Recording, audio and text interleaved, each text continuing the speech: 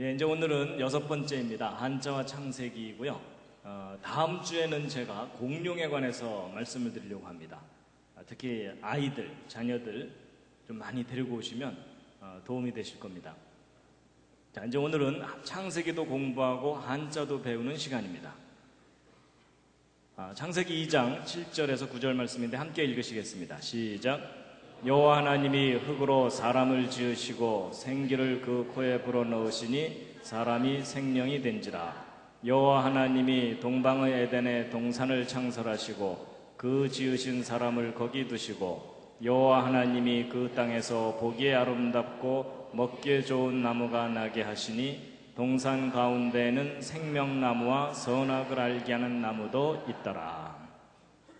여러분, 지금 에덴 동산은 없어졌습니다. 왜냐하면 대홍수 때 다 파괴되었기 때문에 지금 남아있을 수가 없습니다. 그래서 남아있지도 않기 때문에 많은 사람들이 에덴 동산 이야기를 신화처럼 생각합니다. 실제 역사적인 사실이 아니었던 것처럼 생각하게 되는데, 이제 오늘 한자를 공부하시게 되면 이 모든 창세기의 기록이 역사적인 사실이라는 것을 다시 한번 확인하실 수 있게 될 겁니다. 여기가 어디죠? 예, 만리장성입니다. 가보셨습니까? 가보신 분? 예, 몇 분 계시는군요. 예, 저도 기회가 있어서 가봤습니다. 가봤는데요, 다리만 아픕니다.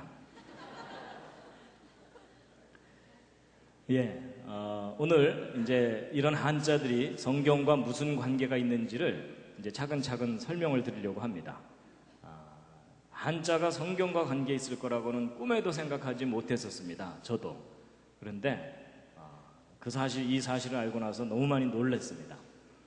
지금부터 대략 4,300년 전쯤에 전 세계적인 대홍수가 있었던 것을 지난번에 말씀드렸었습니다. 그래서 대홍수 이후에 새로운 역사가 다시 시작되었는데요. 우리는 홍수 이전 세상을 잃어버리고 살고 있습니다. 그래서 그 홍수는 창조 후 1656년에 있었던 홍수였고, 그 홍수 끝나고 나서 노아의 후손 중에 아브라함, 이삭, 야곱의 후손이 오늘날 이스라엘 민족이고, 그 다음에 그 나머지 모든 민족들은 이 중간에서 다 갈라져 나간 겁니다. 그래서 중국 사람도 우리 아시아 모든 사람들이 다 이 중간에서 이제 갈라져 나갔다라고 보고 있습니다. 그래서 이제 홍수 이전에 세상을 우리가 잃어버렸는데요. 홍수에 대해서는 지난번에 자세히 말씀을 드렸었습니다. 그래서 전 세계적인 홍수로 이 세상이 완전히 파괴됐었던, 그때 이제 그 방주에 유일하게 한 가족이 타고서 살아남았죠. 노아의 가족입니다. 그때 몇 사람 살아남았죠? 예, 8명이 그때 살아남았다고 되어 있습니다. 그래서 함께 읽으시겠습니다. 시작. 곧 그날에 노아와 그의 아들 셈, 함, 야벳과 노아의 처와 세 자부가 다 방주로 들어갔고, 그래서 그 8명이 그때 살아남았고, 지금 지구상에 살고 있는 모든 사람들은 그 8명의 후손입니다. 그래서 우리는 홍수 이전 세상을 잃어버리고 이제 살고 있는데요.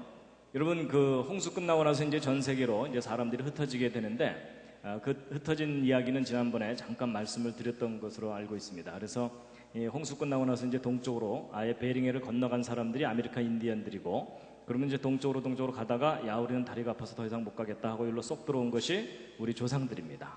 그래서 금년이 단기로 4338년에서 이제 9년으로 되고 있는데, 그러니까 우리 민족의 시작이 지금부터 4300년 전쯤이라면 그게 바로 성경에서 이야기하는 노아의 홍수 때쯤입니다.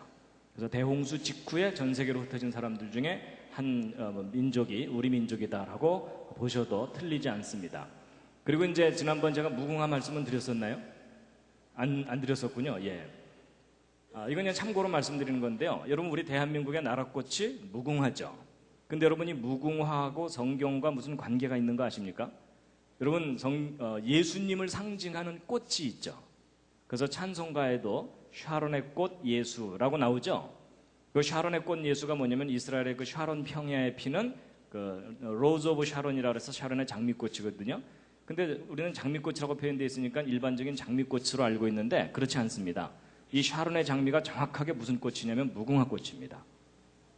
그래서 여러분, 이 무궁화 꽃이 바로 샤론의 장미입니다. 잘 모르셨죠? 그러니까 여러분, 놀랍게도 예수님을 상징하는 꽃이 무궁화 꽃인데 그 꽃을 우리 대한민국이 나라꽃으로 삼고 있는 겁니다. 기분 괜찮으시죠? 약간 얼떨떨하기도 하시죠? 왜 그걸 우리가 잘 상식처럼 몰랐을까요? 누가 안 가르쳐줘서 그런 겁니다. 그래서 여러분 이 무궁화에 대한 학명이 여기 시리아라고 써 있죠. 이 시리아가 이스라엘 북쪽에 있는 시리아 이쪽 지역입니다. 이쪽이 원산지입니다. 그래서 이쪽 지역의 옛날 유적 유물들을 발견해 보면 성벽이나 이런 곳에 무궁화 꽃잎, 나뭇잎 문양이 많이 발견됩니다. 예, 그냥 이것은 참고로 말씀드렸고요. 그 다음에 이제 동쪽으로 가다가 여기 땅 넓어 해 이러면서 살게 된 사람들이 누굽니까? 이게 이제 중국 사람들입니다. 예. 그런데 이 중국 사람들을 포함한 아시아 사람들이 한자를 함께 사용하고 있잖아요. 근데 여러분 이 한자를 발명한 사람들은 중국 본토 사람들이 아닙니다. 연구를 해보면 이 한자는 동이족이라고 이 중국보다는 약간 동북 쪽에 살고 있는 사람들이 발명한 것이라고 지금 알려져 있습니다. 그럼 이쪽 사람들이 한자를 발명했다면 우리 조상일 가능성이 아주 높다는 얘기입니다. 그래서 이제 이 한자에 대해서 이제 말씀을 드릴 텐데요. 여러분 이 한자를 발명한 사람들이 성경대로라면 노아의 후손이겠죠? 그렇다면 한자 속에 뭔가 그 근거가 남아있을 텐데 그 대표적인 예가 바로 이제 이 글자입니다. 이 글자는 제가 지난번에 말씀드렸었나요? 아니었군요. 그때 노아홍수 이야기하면서 시간이 좀 없어서 이 부분은 빠뜨린 것 같습니다. 여러분 이 글자 무슨 글자이죠? 배선자입니다. 그래서 구조선, 유조선, 유람선 이럴 때 배선자인데 이 배선자를 분해를 해보면 배주자에 8팔자에 입구자 이렇게 되어 있는데 이 입구자는 사람의 입을 가리킬 때도 쓰지만 사람의 숫자를 쓸 때도 씁니다. 그러면 배, 8사람 이렇게 되어 있습니다. 8사람이 탄 배. 뭐 떠오르는 배 있으시죠? 예, 성경 창세기의 내용을 아는 사람들은 이게 노아의 방주와 관련되어 있는 것을 생각해낼 수가 있거든요. 여러분 배홍수 때 8명 살아남았거든요. 신기하죠? 근데 이제 이 글자 한 글자만 말씀드리면 어떤 분들은 야, 그 수많은 한자 가운데 어쩌다 한 글자가 성경하고 맞으니까 잘도 껴다 맞췄다. 이제 이러는 분들이 혹 있으실 겁니다. 근데 여러분 어쩌다 한 글자 맞으면 제가 쑥스럽게 이걸 뭘 소개를 해드리겠습니까? 그렇죠? 예, 오히려 반발심이 들죠. 근데 여러분 거꾸로 한번 생각해 보세요. 여러분이 이 한자를 발명한 옛날 사람들이라고 생각해 보자고요. 그럼 배와 관련지어서 왜 하필이면 그 수많은 숫자 중에 8팔자를 썼느냐 하는 겁니다. 여러분 어떤 글자가 오랫동안 사용되고 널리 사용되려면 그 글자를 만든 근거가 확실해야 됩니다. 그렇죠? 그럼 무슨 뚜렷한 근거가 없는 한 8팔자를 배와 관련해서 쓸 이유가 없다는 겁니다. 근데 성경 스토리를 우리가 알면 노아의 홍수 사건이 너무나 중요한 사건이고 그때 8명 살아남은 것이 아주 분명한 사실이었기 때문에 만약에 노아의 후손들이 글자를 만들었다면 이와 같이 만들었을 가능성이 높은 겁니다. 근데 이제 이 글자만 설명드리면 이제 우긴다 그러실까봐 또 다른 글자도 보여드리면요. 여러분 이것은 홍수 그럴 때 그 홍자죠. 그랬을 때 이게 뭐냐면 물숫자하고 함께 공자입니다. 왼쪽이 물숫자죠. 그래서 이것을 풀이를 해보면 물로 함께 멸망당했다 또는 홍수 때에 함께 살아남았다 이렇게 풀이될 수 있는 그런 모양인데 이 함께 공자 밑에도 8팔자가 또 들어있습니다. 희한하게도 배와 관련지어서 물과 관련지어서 8팔이라는 숫자가 자주 발견됩니다. 그리고 이제 이 글자는 조금 어려운 글자입니다. 그 연혁 소개 그럴 때 그 연자인데요. 아마 어른들은 기억하실 겁니다. 개교 기념일이나 회사 창립 기념일 날 기념식을 하는 순서 중에 하나가 뭡니까? 다음은 연혁 소개가 있겠습니다. 뭐 이런 거 있죠. 그 회사의 역사 같은 걸 얘기할 때 쓰는 말이거든요. 역사와 관계된 글자입니다. 근데 이 글자를 풀이를 해보면 물숫자의 8팔자 입구자거든요. 홍수 후에 8사람으로부터 그 후손들이 이어져 내려갔다라고 하는 인류의 그 역사에 대한 이야기라고 볼 수 있는데 여러분 성경을 보면은 아라랏산에서 나온 노아의 그 8가족이 아마도 강을 따라서 아래쪽으로 내려가면서 정착하면서 살았을 거거든요. 그랬을 때 이 연자는 그 자체의 뜻은 물 따라 내려가다 이런 뜻을 가진 글자입니다. 그래서 아마 노아의 후손들도 물 따라 내려가면서 살았고 또 이 큰 산맥을 넘어서 동쪽으로 이제 이동을 해야 되거든요. 그럼 큰 산을 넘고 난 다음에는 강을 따라서 하류로 내려가면서 정착하면서 살게 됩니다. 그래서 그것과 관계된 글자일 거다라고 추정하고 있습니다. 그리고 이제 이 글자는요, 운반하다 그럴 때 반자입니다. 나를 반자인데 이걸 분해를 해보면은 이 왼쪽에 있는 요 글자가 손수자고, 그 다음에 배주자, 여덟 팔자, 또 우자 이렇게 돼 있습니다. 그러니까 손으로 배에다가 8사람이 계속해서 뭔가를 옮기고 있는 것을 나타낸 글자입니다. 근데 성경 기록을 보면 하나님께서 노아에게 동물들을 방주에 다 싣게 하신 후에 또 식량을 옮겨 실으라는 명령을 하십니다. 그래서 성경 창세기 6장 21절을 보면요, 너는 먹을 모든 식물, 먹을 것을 네개로 가져다가 저축하라 이러면서 방주에 실는 것을 명령하시는데, 그것과 관계된 글자일 거라고 보고 있습니다. 잘 껴맞추죠. 그런데 이제 한자 중에 참 신기한 글자가 하나 있습니다. 바로 이제 이 글자입니다. 이거 무슨 뜻이죠? 이게 지을, 조, 만들다라는 뜻을 가진 글자입니다. 그럼 도대체 저 글자가 무엇을 만드는 글자인가 하는 건데요.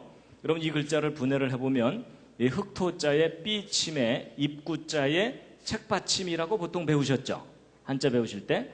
근데 이제 우리가 보통 책받침이라고 배우지만 이것의 원형 글자가 이겁니다. 이게 뭐냐면 이게 터럭삼자입니다. 그래서 사람의 긴 머리카락을 의미합니다.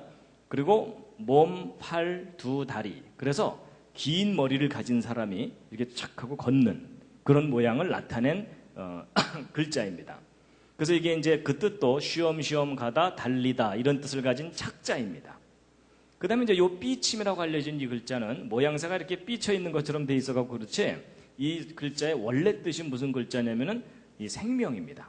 생명을 표시하는 글자입니다. 그래서 생명할 때 그 날생자에도 여기 삐침 붙어 있죠? 근데 요 두 글자를 비교해보면 그 뜻이 아주 분명해집니다. 여러분, 이 왼쪽에 있는 호자가 무슨 호자일까요? 저게 집호, 그래서 아파트 몇 동, 몇 호 할 때 그 호자입니다. 그리고 이 시자는 뭐죠? 주검시라 그래서 사람 죽은 시체를 의미합니다. 그럼 여러분, 왼쪽에 있는 건 사람이 살고 있는 집이고 오른쪽은 죽은 시체죠? 뜻이 정반대이잖아요? 근데 이 글자가 비슷한데 차이가 뭐냐면 요 위에 삐침 하나 차이죠. 그러니까 뭐가 없으니까 시체입니까?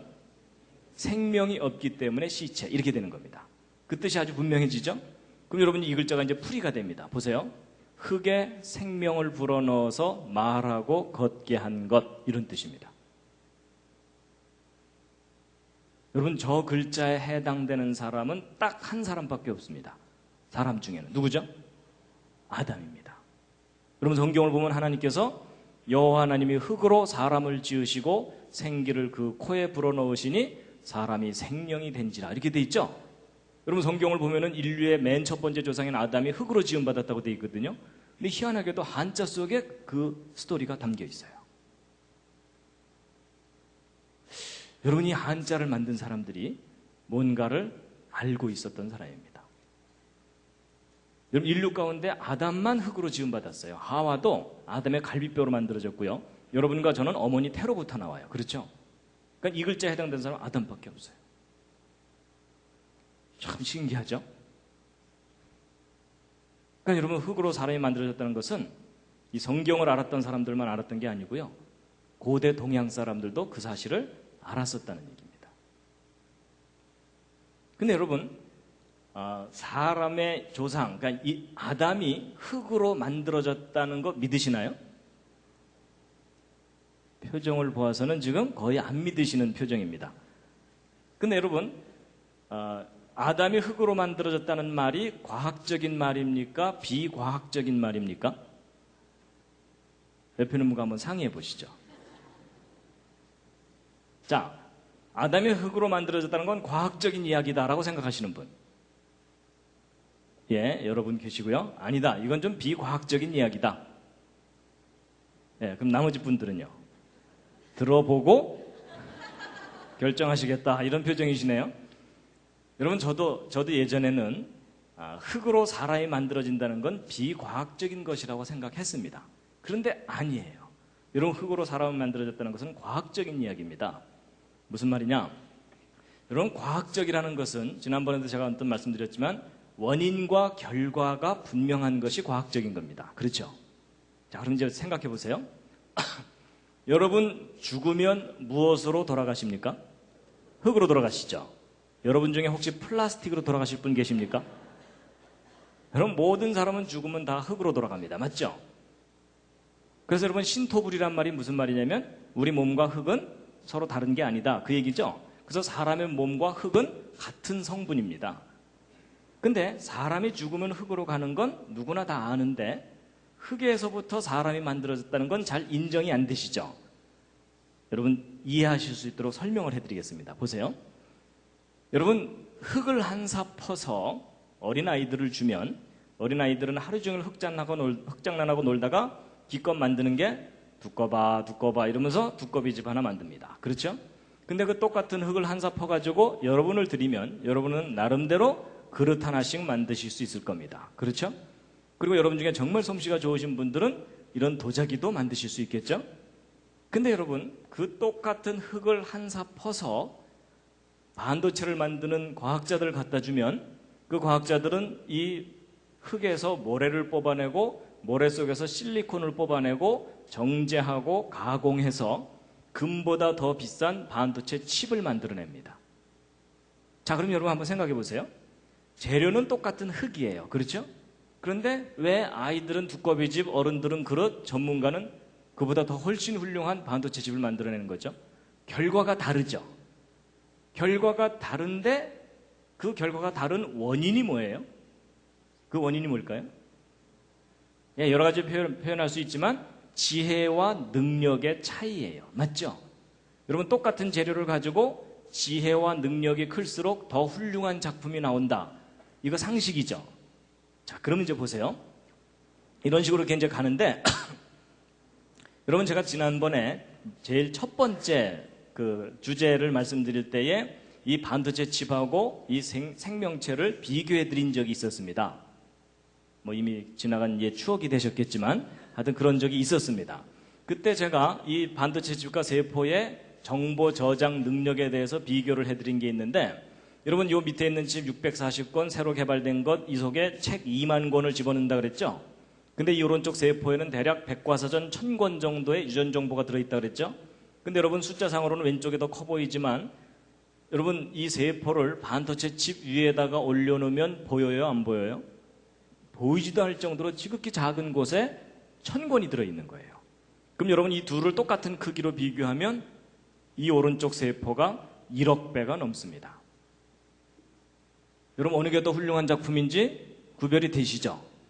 이거 구별 못하시는 분들은 잘 돌봐드려야 됩니다. 근데 여러분 이 반도체 칩이나 세포나 똑같이 재료가 뭐예요? 흙이에요. 그렇죠? 그렇다면 인간보다 훨씬 뛰어난 지혜와 능력이 있다면 흙으로 사람을 만드는 일이 가능하다, 불가능하다요? 가능하다라는 겁니다. 그래서 여러분 보세요. 어린아이 두꺼비집, 어른 그릇, 전문가 반도체 칩, 이보다 더 훨씬 뛰어난 지혜와 능력이 있다면 흙으로 생명을 만드는 일이 불가능한 일이 아니다라는 겁니다. 그렇죠? 중요한 요점은 지혜와 능력이 문제이지 흙으로 사람이 만들어지는 일은 불가능한 일이 아닙니다. 이해가 되시나요? 하여튼 저는 그렇게 우기고 살고 있습니다. 그래서 흙으로 사람이 만들어졌다는 것은 과학적인 이야기다라고 저는 생각합니다. 자, 여러분 지금부터 이제 소개해드린 이 한자 이야기는 바로 이 책입니다. 창세기의 발견이라는 꽤 오래전에 나온 책인데 사람들에게 널리 알려지지를 않았습니다. 그동안.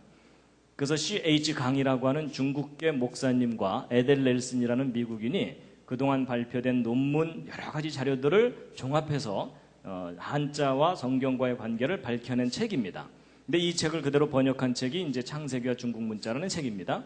근데 아쉽게도 이 책은 절판이 됐습니다. 예. 그리고 이제 그 밖에 다른 책들이 이제 나와 있습니다. 자, 여러분 이 빨간색 이게 뭘까요? 예, 중국 지도입니다. 그 옆에다 이제 한국을 딱 붙여놓으면 분명해지죠? 그래서 코리아, 차이나. 그래서 크기가 하도 차이가 나서 차이나입니다.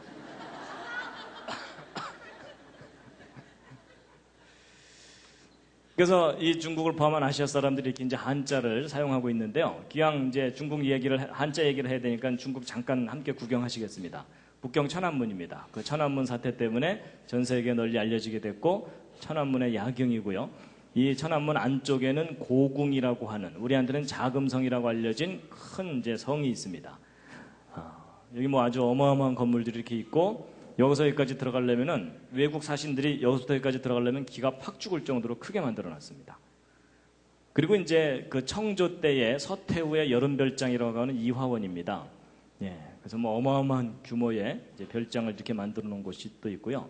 그 다음에 이제 천단공원이라 그래서 옛날 명나라, 청나라 시절에 황제가 상제에게 제사 지내던 장소입니다. 그리고 이제 그 밖에 이제 중국식 건물인데 우리 건물하고는 좀씩 다르죠? 그런데 중국이 너무나 짧은 시간 내에 급변했습니다. 그래서 여기도 중국입니다. 여기가 이제 그 상해입니다. 상해 푸동이라고 하는 그 신시가지인데, 이 상해 살고 있는 사람들은 자기들을 중국 사람들이라고 부르면 싫어한답니다. 상해 사람이라고 불러달라, 뭐 이렇게 얘기한답니다. 북한의 김정일이 이 상해에 방문했다가 큰 충격을 받았죠. 예, 그래서 우리도 뭐 좀 하자고 뭐 이러면서 이제 하다가 된 것 중에 하나가 지금 평양과학기술대학을 지어주는 일이 지금 진행되고 있습니다. 그래서 이제 신시가지고 그 반대편 이쪽에는 이제 구시가지인데 옛날 독일 사람들이 개발해서 유럽식 건물들이 이렇게 있고요. 하여튼 중국은 지금 너무나 빠르게 발전하고 있습니다. 그리고 이것은 저 티벳 고원의 포탈라궁이라고 하는 라마 불교의 성지라고 하는 곳입니다. 거대한 건물이 이렇게 있는데요. 저런 거 보시면서 와 크다 이렇게만 생각하지 마시고요. 주여 신학교로 바뀌게 하여 주시옵소서 이러면서 기도하셔야 됩니다. 예, 중국의 거리의 모습이고요. 요즘은 이런 모습들이 아주 빨리 사라져가고 있습니다. 여러분 이런 거 보시면 기분 괜찮으시죠? 예, 뭐 LG, 현대 뭐 하여튼 주렁주렁 걸려 있습니다. 하여튼 고대의 유물과 현대의 그 발전이 함께 있는 큰 나라가 중국인데요. 지금부터 이제 차근차근 이제 말씀을 드리면, 여러분 제가 한자를 중국 문자라고 표현하지 않고 동방 문자라고 표현한 것이 중국 본토 사람들이 개발한 것이 아니기 때문에 제가 이제 저렇게 표현을 했습니다. 그런데 이 한자가 도대체 언제부터 만들어지기 시작했는지에 대해서 연구를 해보면 BC 2500년경쯤부터일 거라고 추정되고 있습니다. 근데 저것은 좀 대략 추정치이기 때문에 지금 현재로부터 대략 한 4500년 전쯤이거든요. 근데 지금부터 대략 한 4500년 전쯤이 바로 무슨 사건이냐면 성경의 노아의 홍수 사건입니다. 그러니까 대홍수 직후에 동쪽으로 간 사람들이 한자를 발명했을 가능성이 높다라고 볼 수 있다는 겁니다. 그 다음에 이제 한자를 분류할 때 이렇게 단순 무식하게 분류하지는 않습니다. 그렇지만 제가 이제 설명을 쉽게 하기 위해서 간단하게 분류를 해보면 어떤 모양을 그대로 본뜬 글자들이 있는가 하면 그것을 조합한 글자들이 있고 그 밖에 파생되는 많은 글자들이 있죠. 근데 여러분 이 세 가지 형태의 글자 중에 어느 글자가 가장 먼저 개발됐겠습니까?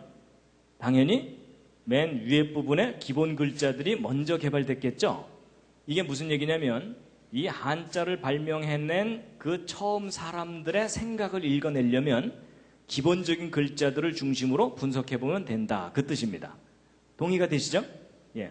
그리고 이제 중국 역사도 좀 제가 정리를 해드리면요, 여러분 예수님이 오셨을 때를 기준으로 해서 지금 21세기에는 중국이라는 나라가 있고 그 이전에는 중화민국, 청명, 원나라, 남송, 북송, 5호 16국.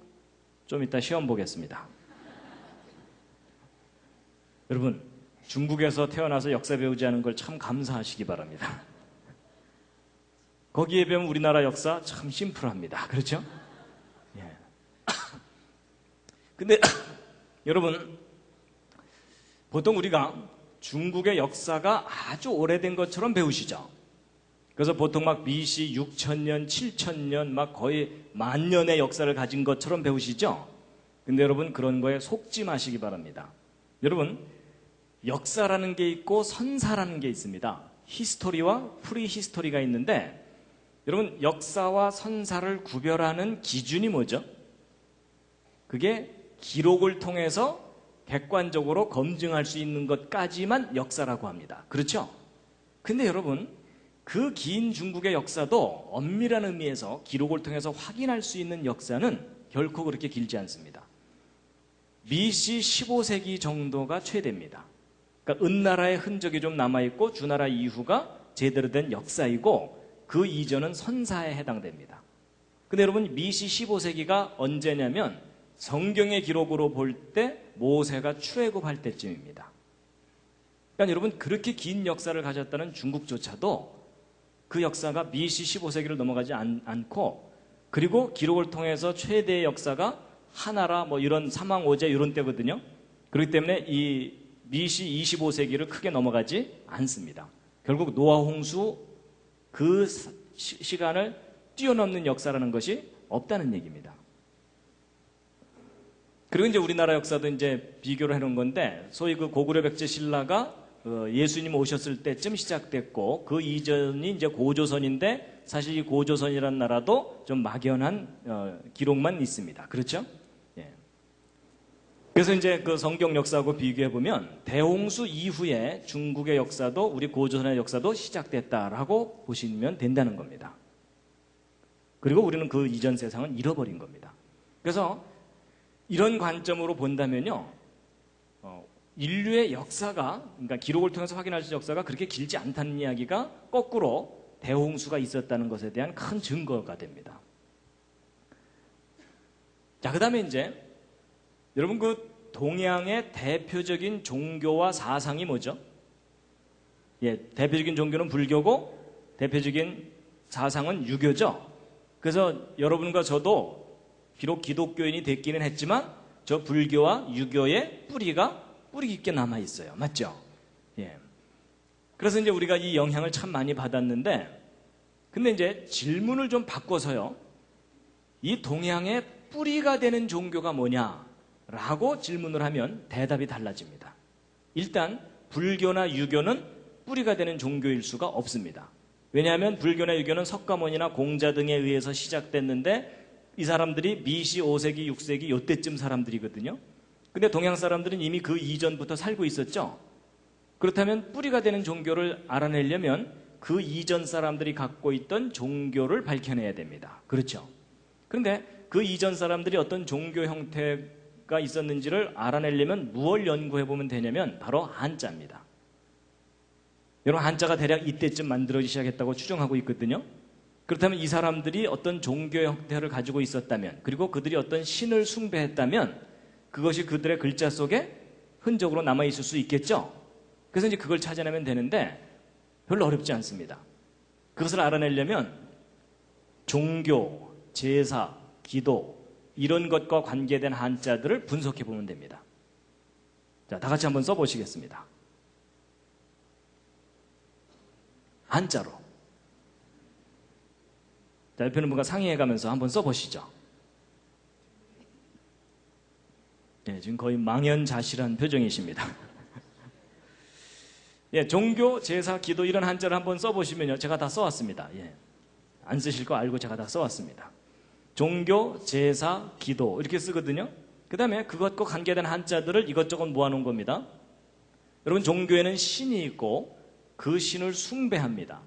그리고 이제 참선, 여러분 참선은 기독교적인 용어로 바꾸면 큐티, 묵상 뭐 이런 겁니다.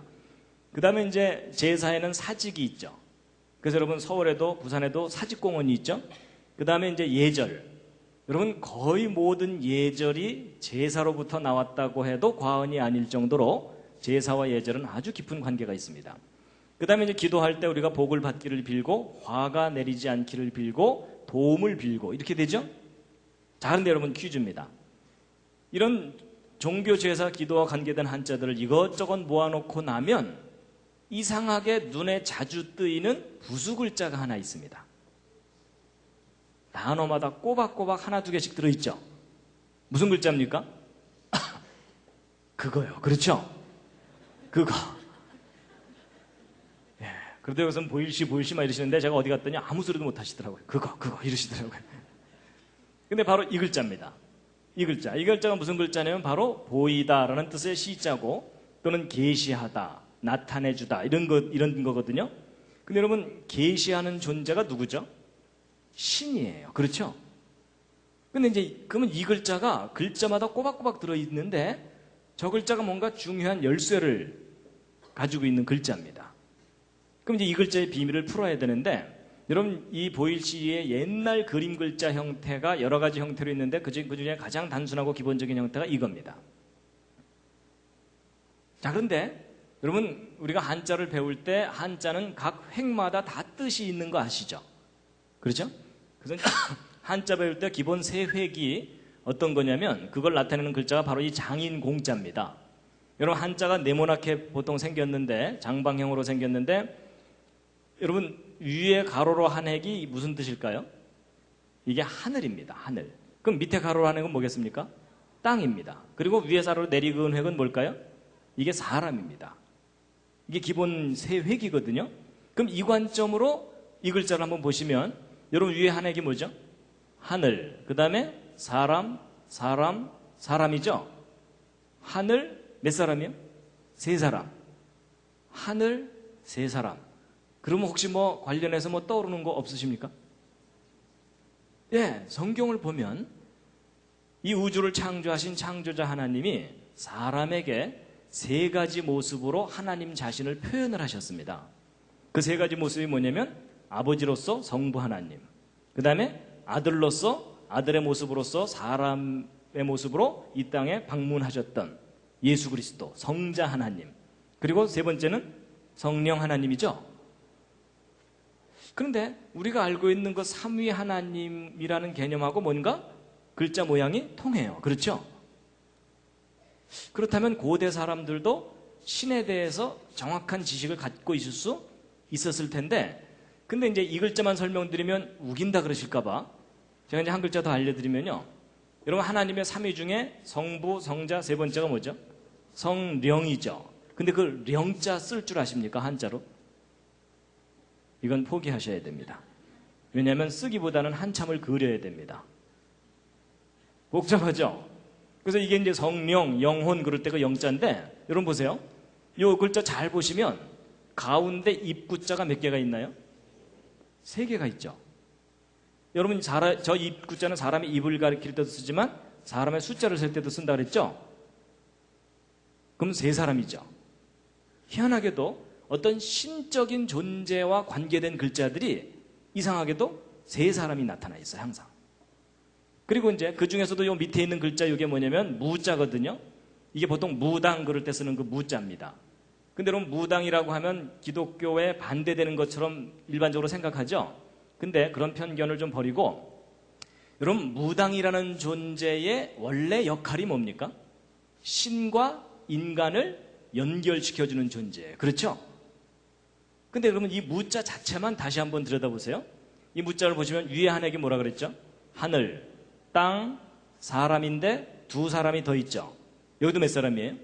여기도 3사람이에요. 뭔가 공통점이 있죠. 그렇다면 이 모든 것들을 종합해 볼 때 이 보일시라는 종교, 제사, 기도와 관계된 글자에 꼬박꼬박 나타나는 이 글자가 고대 동양 사람들이 그들이 숭배하던 신 또는 신과 관계된 뭔가 중요한 것을 나타낸 글자일 가능성이 높다라고 해도 큰 무리가 없겠죠.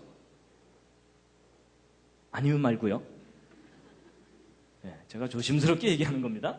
자, 그런데 그럼 이 글자가 그거 관계 있다라고 좀 우리가 좀 어느 정도 타당성이 있다고 생각한다면, 한자 중에 성경 창세기 이야기를 모르면 안 풀리는 글자가 참 많아요. 그 중에 아주 대표적인 글자가 뭐냐면 바로 이 글자입니다. 여러분 저건 무슨 글자죠? 예, 금지하다라는 금자입니다. 여러분 청소년 시절에 한 맺히는 글자 아닙니까? 그렇죠? 예, 호기심에 한번 들어가 보고 싶은데 미성년자 출입 금지 뭐 이렇게 돼 있는 거예요. 그리고 요즘 이제 차가 많아져 갖고 골목마다 주차 금지. 여러분 사람이 자기가 마음껏 뭔가를 하고 싶은데 그거 못하게 하면 한이 맺혀요. 그렇죠? 그래서 여러분 우리로 하여금 한 맺히게 하는 글자가 저 금할금자인데, 여러분 이 금지하다라는 금자를 일반적으로 풀이하면 수풀림자에 보일 시자거든요. 근데 여러분 숲이 보이다, 숲이 보이다, 이거 하루 종일 생각해도 하지 말아라는 뜻을 가져야 될 뚜렷한 이유가 떠오르질 않아요. 근데 여러분 이 글자는 이렇게 풀면은 안 되고요. 이 수풀림자 자체가 나무가 몇 개가 있어요? 2개가 있죠? 그럼 이 2개를 나무를 따로따로 해놓고 나면 풀려요. 2개의 나무와 그리고 신과 관계된 무엇이라 그랬죠? 그럼 여러분 성경 창세기 이야기를 알면은 여러분 에덴 동산 중앙에 2 나무 있었죠?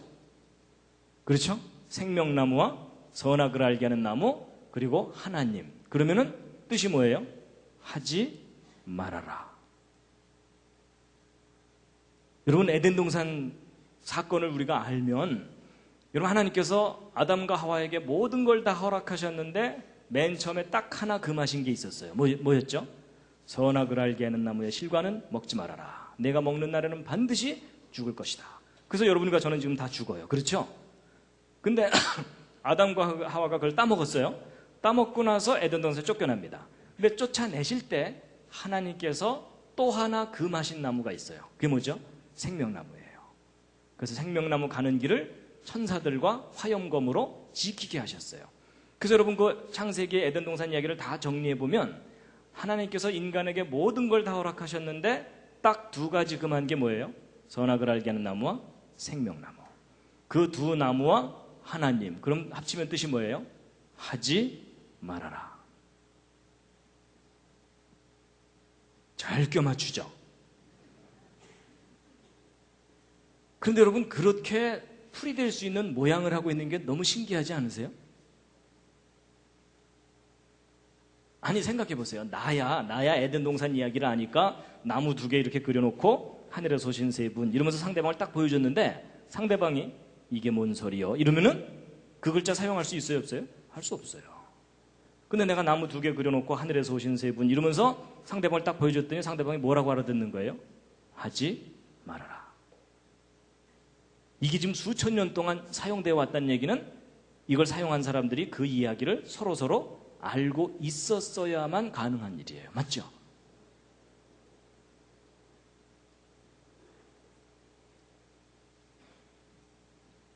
신기하죠?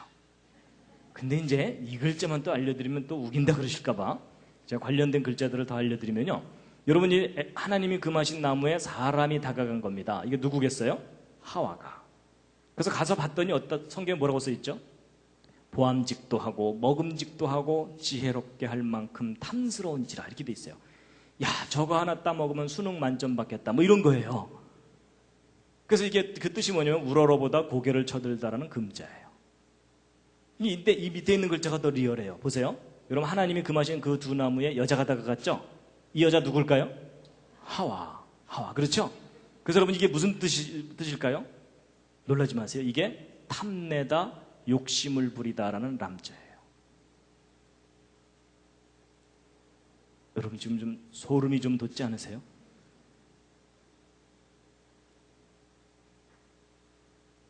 여러분 에덴 동산 얘기가 신화인 줄 알았는데 고대 동양 사람들이 알고 있던 얘기였어요. 근데 이제 탐내고 욕심 부린 걸로 끝났으면 다행인데 드디어 행동 개시. 하나님이 금하신 그 두 나무에 손을 갖다 댄 거예요. 이게 뭐냐면 만지다 가까이 하다라는 마자예요. 이건 가릴 엄자인데 귀신이 자기 정체를 숨기고 뭐 이런 의미로 볼 수 있어요. 그리고 여러분 에덴 동산에 등장하는 우리의 왼수 있죠. 뭐예요? 뱀, 비암. 그렇죠? 예. 여러분 그 뱀이 하와를 유혹하잖아요. 근데 계시록에 보면 그 뱀의 정체가 나옵니다. 함께 두 줄만 읽겠습니다. 시작. 옛 뱀 곧 마귀라고도 하고 사단이라고도 하는 온 천하를 꿰는 자라. 이렇게 돼 있죠? 여러분 옛 뱀이 뭐냐면 그 에덴 동산의 그 뱀입니다. 그 뱀이 정체가 곧 뭐라고요? 마귀. 여러분 마귀 좋아하세요? 싫어하시죠? 근데 여러분 마귀자 쓸 줄 아세요? 한자로? 여러분 마귀자 이렇게 써요. 마귀. 그래서 여러분 이게 악마, 사탄인데 잘 보세요. 두 나무와 관계된 귀신. 그게 악마예요. 지금 계속 놀라고 계시죠? 자기 정체를 숨기고. 그 다음에 귀신은 뭐냐? 여러분 보세요. 이 귀신 귀자에 요 밭전자 있죠? 지금 우리가 이제 밭전자라고 알려져 있지만 이 글자의 옛날 원형 글자들을 연구해 본 분들이 이것은 에덴 동산을 표시하던 글자구나. 어떤 특별한 장소. 이제 그걸 알게 됐어요. 그래서 여러분 귀신은 뭐냐면 에덴 동산에 어떤 살아있는 것이 사람에게 비밀스럽게 접근한 존재. 이게 귀신이에요. 그래서 이제 한자 중에 이제 몇 가지 기본 글자들을 먼저 알려드리면요. 이 밭전자가 아까 말씀드린 대로 어떤 특별한 장소를 표시하던 글자인데 우리가 지금은 밭이라고 알려있지만 원래 에덴 동산을 나타내던 글자이고요. 이 선역서자는 여러분 에덴 동산에 있던 첫 번째 사람입니다. 이게 사람 인자의 옛날 형태거든요. 에덴 동산의 첫 번째 사람이 누구죠? 아담이죠. 그래서 이 선역서자는 지금은 선역서자지만은 아담, 남자를 표현하는 글자입니다. 근데 왜 선역서자로 지금 쓰느냐? 저것도 관련이 있다고 보고 있어요. 여러분, 동양 사람들이 볼 때 에덴 동산은 어느 쪽 방향이에요? 서쪽 방향이에요. 그렇죠? 그래서 이제 관련이 있다고 보고, 그 다음에 이제 뼈골자입니다. 여러분, 아담의 갈비뼈로 하와를 만들었죠? 성경을 보면. 그럼 여러분, 저 뼈골자는 누구를 나타내는 글자겠어요? 여자, 하와. 그래서 지금은 뼈로 알려져 있지만 하와입니다. 그래서 이제 여러분, 아담의 갈비뼈로 하와를 만드는 장면을 이제 좀 자세하게 설명을 드릴 텐데요. 일단 성경에 써 있는 내용 뭐라고 써 있는지 한번 유심히 한번 읽어보시기 바랍니다. 시작.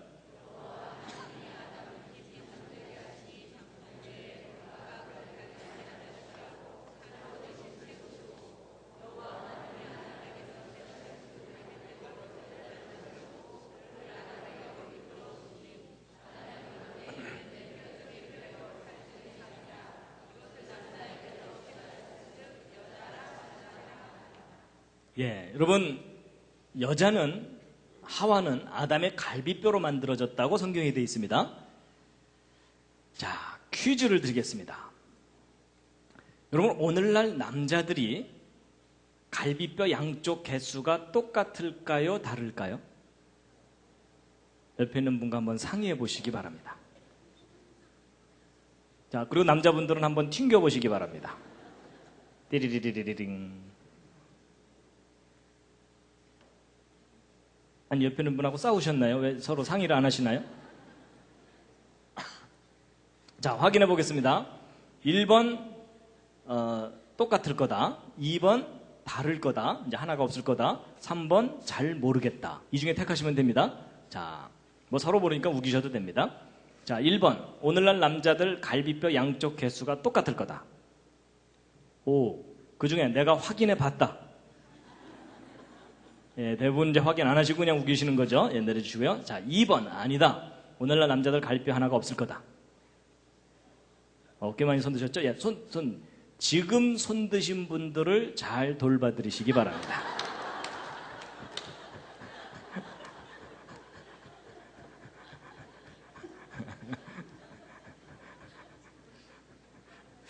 왜 손 드셨습니까?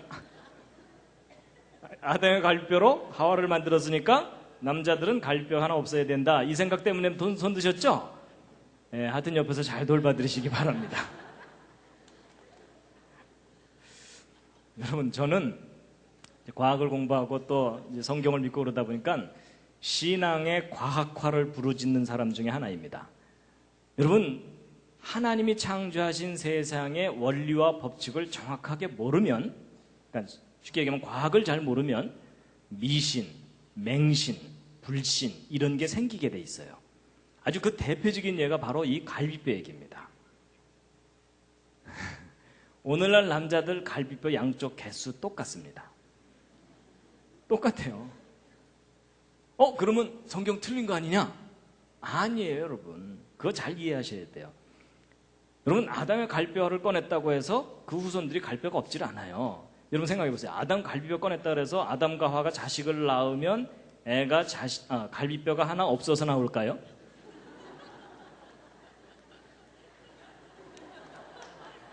아닌 거 짐작하시겠죠? 여러분, 만약에 그런 식으로 유전이 되는 거라면 문제가 심각해져요. 여러분 조상님 중에 논에 나가서 낫질하다 손가락 잘린 분, 자식을 낳았더니 애가 손가락이 하나 없어서 나와. 전쟁 나가서 다리 잘린 분, 집에 돌아와서 애를 낳았더니 애가 다리가 없어서 나와. 여러분, 이런 식으로 유전이 되는 거라면 지금 현재 여러분과 저는 몸뚱이만 앉아 있어야 됩니다. 맞죠? 여러분, 유전은 지난번 말씀드린 것처럼 유전 정보, DNA, 그걸로 유전이 되는 거지 갈비뼈를 꺼냈다고 유전자 정보가 변해요? 아닙니다, 여러분. 그냥 과학의 원리를 잘 모르면 그런 오해를 하게 돼 있어요. 그래서 여러분, 바로 이 문제를 정확하게 몰랐기 때문에 그동안 많은 기독교 학생들이 학교에 가서 핍박을 받았어요. 학교에서 못된 친구가 이제 붙들어 놓고서, 야, 너 성경 믿지? 응. 그럼 창세기에 그 아담의 갈뼈로 하와 만들었다는 거 믿겠네? 응. 그럼 아담의 갈뼈로 하와를 만들었으면 남자들은 갈뼈 하나 없어야 되겠네? 응. 이러면서 이제 비극이 시작되는 거예요. 근데 뭐 엑스레이 찍어보고 뭐 다 봐도 인체 도감 다 봐도 갈뼈 양쪽이 똑같거든요. 그거 봐 임마 성경 틀렸잖아 이러면은 이 학생이 아무 말도 못하는 거예요. 그렇죠?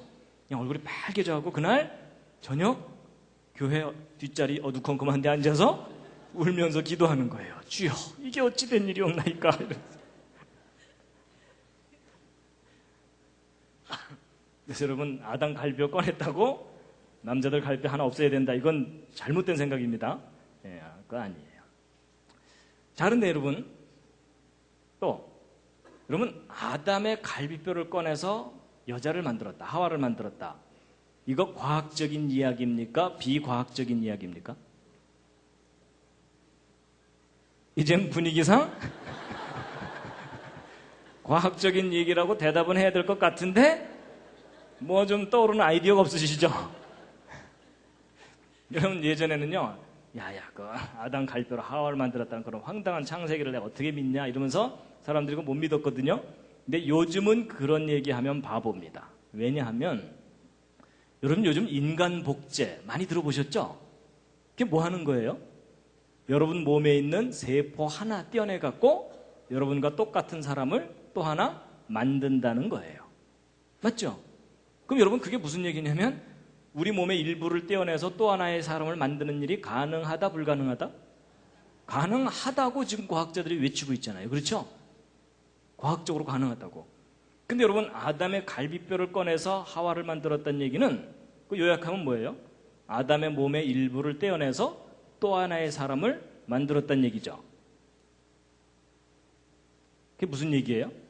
생명이 복제될 수 있다는 얘기죠. 그렇죠? 그 얘기가 그 얘기예요. 맞죠? 저는 오히려 아이 띨띨한 인간도 세포 하나만 떼어내도 또 하나의 사람을 만들 수 있다고 우기는데 그 전능하신 분께서 왜 하필이면 뭉태기로 떼내셨을까? 전 그게 오히려 이상해요. 근데 아마 세포 하나만 떼냈다면 우리가 이해를 못 하실까 봐 뭉태기로 떼내셨나? 전 그런 생각도 해봤어요. 맞죠? 불완전한 지식을 가진 인간도 사람 몸 일부를 떼내서 또 하나의 사람을 만들 수 있는 시대잖아요. 그게 과학적으로 가능하잖아요. 그렇죠? 근데 전능하신 분이 그거 못 하시겠어요. 그렇죠? 그러니까 여러분 생명 복제의 시조가 누구세요? 여러분 하나님이세요. 그렇죠? 과학자들이 이제 그 원리를 알아낸 것 뿐이에요. 이해가 되시죠? 그 다음에 여러분 보세요. 아담을 깊이 잠들게 했다 그랬죠? 전신마취의 시조가 누구십니까?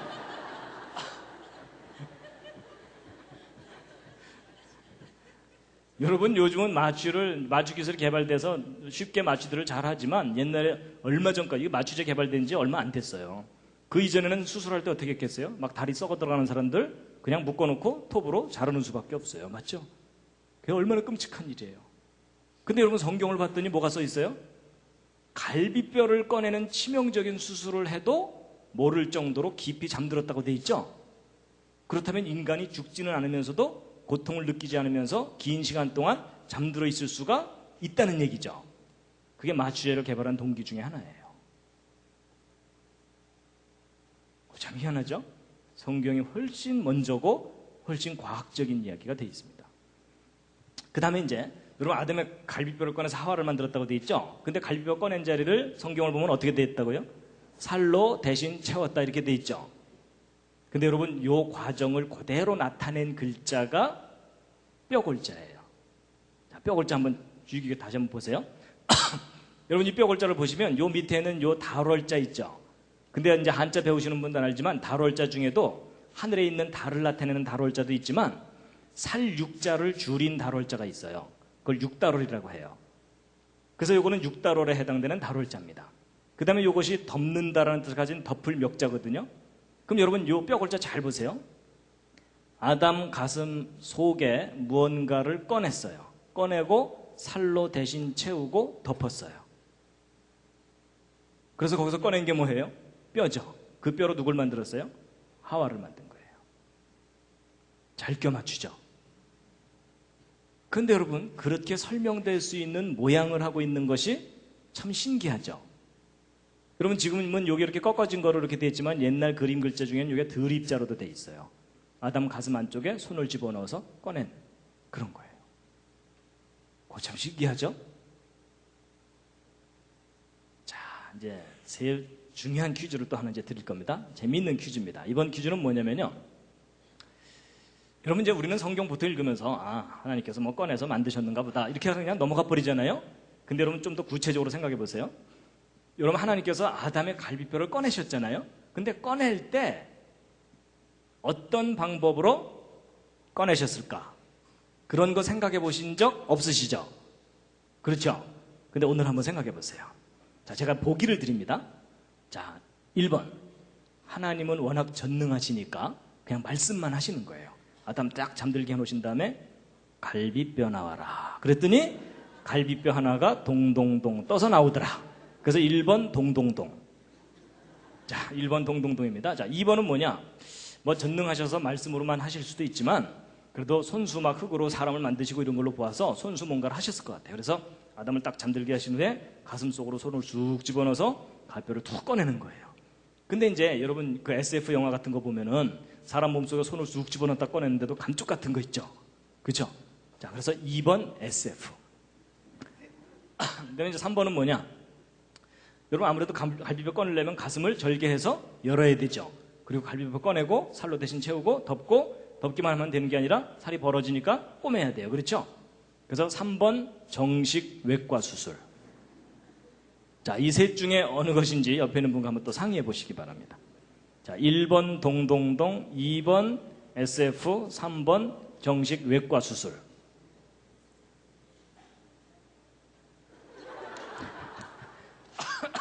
자, 이제 확인해 보겠습니다. 서로 모르니까 우기셔도 됩니다. 예, 재미삼아 그냥 한번 풀어보시면 됩니다. 자, 전능하시기 때문에 말씀만으로 하셨을 거다. 자, 1번 동동동. 동동동일 거다. 자, 지금 손 드신 분들은 만화를 많이 보신 분들입니다. 내려주시고요.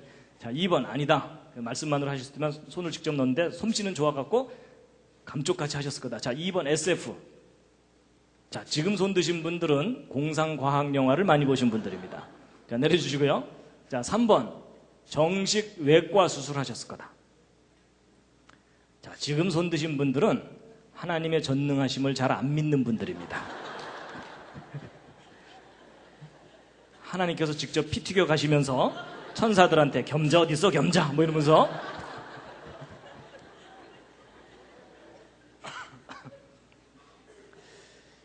근데 여러분 몇 번일 것 같습니까? 저는 나름대로 근거가 있습니다.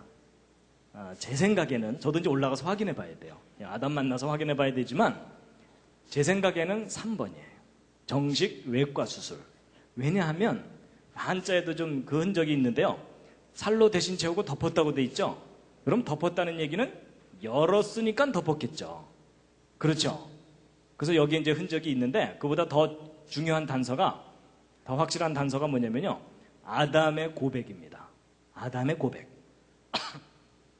여러분, 아담은 완벽하게 기절했다 일어났죠. 근데 앞에 여자가 있는 거예요. 하나님이 이제 만들어서 데리고 왔으니까. 근데 아담이 뭐라고 고백해요? 이는 내 뼈 중에 뼈요, 살 중에 살이라고 얘기를 하죠. 쉽게 얘기하면 뭐예요? 이건 내 뼈다구다. 이러면서 지금 자기 거라고 주장하는 거잖아요. 그렇죠? 근데 그게 좀 이상해요. 왜냐하면 저 하나님이 가르쳐 주셨다는 말도 없거든요. 아담이 스스로 한 말이에요. 이상한 게 뭐냐면 여러분, 아담은 자기가 흙으로 지음받았다는 거 알겠죠? 일단. 그죠? 하나님과 대화가 되는 사람이니까. 그럼 이제 아담이 완벽하게 기절했다 딱 일어났어요. 근데 앞에 여자가 있어. 그럼 아담이 뭐라고 생각해야 되냐면 내가 기절한 사이에 하나님께서 이 여자도 흙으로 만들어서 내 앞에 데리고 왔는가 보다라고 생각하는 것이 정상적인 판단이에요. 맞죠? 근데 아담이 지금 그렇게 말을 하는 게 아니라 지금 뭐라고 우기는 거예요? 이 여자는 내 뼈다구다 이러면서 소유권을 주장하고 있는 중이에요. 맞죠? 그럼 여러분, 아담이 이 자기 거라고 우기려면 뭔가 근거가 있어야 되잖아요. 그래서 제가 생각해 봤더니 아마도 상황이 이런 것 같아요. 아담이 기절했다 딱 일어났어요. 앞에 여자가 있어. 감탄할 틈도 없이 옆구리가 욱신욱신 쑤시는 거예요. 여러분, 그 대수술을 했는데 여기가 뭐 멀쩡하겠습니까? 그래갖고 아담이 이상하다 싶어서 밑으로 딱 내려다봤더니 뭐 꺼낸 자국이 있어. 그래서 이제 확인하느라고 위에서 띠리링 튕겨봤더니 하나가 비어. 그럼 아담의 합리적인 결론은 뭐겠어요? 이 여자? 예, 이거 꺼내서 만들었으니까 누구 거예요? 이 여자 내 거다. 제가 하도 할 일이 없어서 별 생각 다 해봤습니다. 근데 여러분, 제가 이렇게 우기는 것도 또 근거가 있습니다. 여러분이 아담 갈비뼈 꺼낸 흉터 있었겠어요? 없었겠어요? 하나님이 워낙 솜씨가 좋으시니까는 없애실 수도 있죠. 그런데 남겨두셨을 가능성이 높아요. 왜냐하면 그 예가, 여러분 엊그제가 이제 부활주일이었죠? 여러분 예수님 부활하셨을 때 제자들에게 무엇 보여주셨어요? 손에 못자국과 옆구리에 창자국 보여주셨죠? 여러분 예수님이 누구시냐면 창조자 하나님이세요. 창조자 하나님이 이 땅에 오셔서 부활을 하셨는데 이 손에 못자국, 창자국 이거 지우실 수 있겠어요? 없겠어요? 지우실 수 있죠. 근데 안 지우신 걸까요? 못 지우신 걸까요?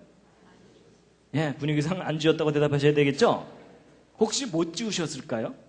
잘 안 없어지네 뭐 이러면서 아니, 그럼 안 지우셨어요. 그건 예수님 자신을 위해서가 아니에요. 누구를 위해서? 제자들에게 증거로 확인시켜 주려고. 맞죠? 그래서 예수님도 그 흉터 안 없애신 걸로 볼 때 하나님께서 아담 갈비뼈 꺼내신 후에도 그 흉터 그냥 평생도록 지니고 살도록 하셨을 가능성이 높아요. 그럼 아담은 이제 부부싸움 할 때마다 항상 여기를 보면서 아 여기서 나왔지 뭐 이러면서 이해가 되시죠? 그래서 여러분 천국에 가서 아담을 찾는 법 뭐예요? 그 흉터 있는 분 찾으시면 돼요. 근데 예수님도 흉터가 있으시거든요. 그러니까 예수님과 아담을 구별하는 방법이 뭔지 아세요? 손에 못자국도 구별하면 되지만 또 하나가 배꼽이에요. 배꼽. 아담은 배꼽이 있겠어요? 없겠어요? 네, 지난번에 얘기한 대로 근데 예수님 배꼽 있으세요? 없으세요? 있으시죠. 그렇죠. 마리아의 태로부터 나오셨으니까. 하여튼 제가 뭐 창세기로 별 생각 다 해봤습니다. 여러분 창세기 이렇게 공부하면 너무너무 재밌습니다. 자, 그래서 여러분 보세요. 필요하다는 요자죠. 필요할 요자인데 여러분 사람이 살다 보면 필요한 게 정말 많잖아요. 뭐 아파트도 필요하고 다 필요하잖아요. 그런데 가장 필요한 게 뭔지 한자에 잘 나타나 있는데 여러분 아까 말씀드린 대로 풀이하면 이게 다 풀려요. 아담에게 누가 필요해요? 여자가. 여러분 성경을 보면요. 하나님께서 아담 만드신 다음에 곧바로 하와를 만들어주지 않으시고 동물들 이름 짓게 하셨어요. 맞죠? 그러니까 그리고 나서 여자를 만들어줬거든요. 그래서 여러분 그걸 순서를 잘 보면요. 남자들에게는 사명이 먼저고 그 다음에 여자예요. 그렇죠? 하여튼 그렇게 돼 있어요. 근데 창세기를 읽으면 하나님께서 첫째 날, 둘째 날, 셋째 날 만드시면서 보시기에 좋았더라, 보시기에 좋았더라, 보시기에 좋았더라 계속 나오는데 좋지 않다고 한 장면이 여기 나와요. 뭐예요? 남자가 혼자 사는 것이 좋지 못하다. 구체적으로는 아담이 혼자 사는 것이 좋지 못하니 내가 그를 위하여 돕는 배필을 지으리라 하시고 여자를 만들어 주셨어요. 자, 그럼 여러분 여자가 창조된 목적이 뭐예요? 누구를 돕는 배필? 남자를 돕는 배필로 만드신 거예요. 맞죠? 근데 기분 좋으세요? 안 좋으세요? 표정이 별로 안 좋으신 것 같아요. 자, 일단 남자분들 여자는 남자를 돕는 배필로 지음을 받았다. 기분 좋으세요? 안 좋으세요? 좋으신데 표정 관리하기가 힘드시죠? 자, 근데 이번엔 여자분들. 여러분 여자분들 여자는 남자의 돕는 배필로 지음을 받았다. 기분 좋으세요? 나쁘세요? 별로 안 좋으시죠? 예. 여러분 기독교 여성 해방론자들이 제일 싫어하는 성경 말씀 중에 하나가 저거예요. 왜 남자가 주연이고 여자가 조연이냐 이러면서 아주 싫어하거든요. 근데 여러분 그거는 오해입니다.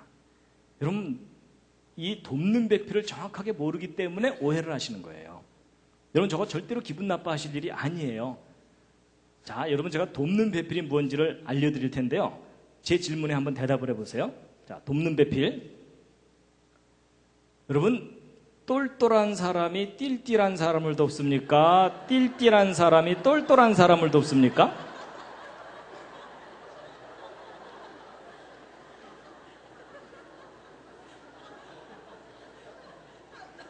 아니 웃지만 마시고 빨리 대답해 주세요. 여러분 똘똘한 사람이 띨띨한 사람을 도와요? 띨띨한 사람이 똘똘한 사람을 도와요? 예. 지금 수십 년 묵은 채증이 내려가시죠? 그럼 제가 지금 웃자고 하는 얘기가 아니고요. 이게 굉장히 중요한 원리입니다. 성숙한 사람이 미숙한 사람을 돕게 돼 있고요. 그렇죠? 지혜가 많은 사람이 지혜가 적은 사람을 돕게 돼 있고 그렇게 돼 있어요. 아니 여러분 근본적으로 여러분 창조자 하나님이 우리 인간을 도와주세요. 우리 인간이 하나님 도와드려요? 하나님 요즘 힘드시죠? 저희들이 좀 도와드릴까요? 뭐 이래요? 아니에요 여러분. 완전한 사람이 불완전한 사람을 돕는 게 돕는다는 개념의 정확한 정의예요. 여러분 띨띨한 사람이 도와주면 일이 더 안 되는 거 아시죠? 그리고 여러분 창조 순서도 보세요. 첫째 날, 둘째 날, 셋째 날 뒤로 갈수록 더 훌륭한 작품이 계속 나오죠. 제일 마지막 작품이 인간이에요. 그렇죠? 하나님의 창조물 중에 최고의 작품이거든요. 그렇죠? 근데 그 인간 중에서도 제일 마지막 작품이 뭐예요? 여자예요. 그러니까 여러분 여자가 만들어지기 전까지는 보시기에 좋지 못하다고 돼 있죠. 그렇죠? 그러니까 여러분 하나님의 그 위대한 창조 작업의 제일 마지막 작품이 여자인 거예요. 그러니까 창조의 피날레입니다. 자부심을 가지시기 바랍니다. 맞죠? 예. 그러니까 여러분 결혼의 정의가 뭐예요? 똘똘한 여자가 띨띨한 남자를 만나서 열심히 도와주는 거예요. 근데 여러분 여기에도 중요한 의미가 있는 게 뭐냐면요. 여러분 하나님이 인간을 만드셨을 때 중요한 원리를 두신 게 뭐냐면 남을 도울 때 보람과 자기 존재의 의미와 기쁨을 느끼면서 살도록 만드셨어요. 맞죠? 여러분 혼자 잘 먹고 잘 살자고 하는 사람들 잘 먹고 잘 살 때는 좋아요. 근데 마지막에 삶이 허무해요. 근데 여러분 정말 자기 자신이 어렵지만 어려운 사람을 도와주는 사람은 절대로 낙담하지 않습니다. 맞죠? 살아보시니까 그렇잖아요. 그러니까 여러분 돕는 사람은 도와서 보람을 느껴서 기쁘고 도움을 받을 수 있는 사람은 언제라도 도움을 받을 수 있으니까 기쁨을 느끼고 특히 분당 지역 이쪽 학생들 열심히 공부시키잖아요. 근데 여러분 왜 학생들 열심히 공부해야 되죠? 정답이 뭘까요? 남을 도우려고. 왜 박사학위까지 공부해야 되나요? 남을 더 많이 도우려고, 더 잘 도우려고. 여러분 사실 그게 정답입니다. 너 공부 잘해서 출세해라 이거 결코 해야 될 말이 아닙니다. 남을 잘 도우려면 공부 열심히 해라. 그렇게 가르쳐야 됩니다. 동의하십니까? 이거 정말 중요한 겁니다. 그렇죠? 예. 그러니까 여러분 이 문제가 잘 해결되면요 한국교회에 큰 문제가 해결됩니다. 교회에 자매들이 너무 많아요. 그렇죠? 그래서 결혼 정년기가 된 자매들이 신랑감 구하기가 힘들어요. 신앙도 있어야 되죠. 그리고 어느 정도 능력도 있어야 되죠. 이런 형제들이 교회에 없잖아요. 그렇죠? 아니, 없다 그러면 좀 그렇고 하여튼 이게 비율이 안 맞잖아요. 맞죠? 그래서 이제 교회 관연한 처자들이 많아요. 그렇죠? 근데 그것도 물론 저는 그게 한국교회가 그동안 잘못한 거라고 봐요. 여자들만 주로 전도를 하고 남자들 전도에 힘을 안 써서 그래요. 그렇죠? 남자들은 앞뒤가 맞아야 되고 합리적으로 따져야 되는데 묻지마 신앙을 강조하다 보니까 이 남자들은 잘 믿기가 힘든 거예요. 그러느라고 남자들이 적어졌거든요. 그러니까 여러분 이제 그 점도 물론 있지만 자매들도 생각을 바꾸셔야 돼요. 괜찮은 남자 만나서 호강해야 되겠다. 절대로 성경적인 생각 아닙니다. 어떻게 하셔야 돼요? 예, 어디 띨띨한 남자 없나 이러면서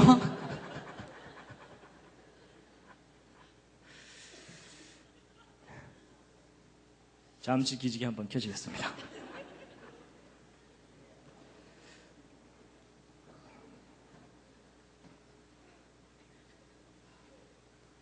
재미있으시죠? 예, 재밌는 겁니다. 예. 좌향좌해서 옆에 있는 분 안마해드리겠습니다. 예. 좌향좌하셔서 옆에 있는 분 안마를 좀 시원하게 좀 두들겨 주시기 바랍니다. 예. 예. 뭐 잘 모르는 분도 그냥 무작정 두들기시기 바랍니다. 예.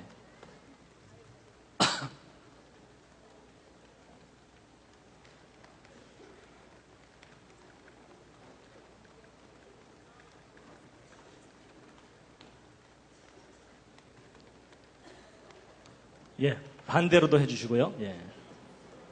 언제나 그렇듯이 옆에 있는 분이 오케이 할 때까지입니다.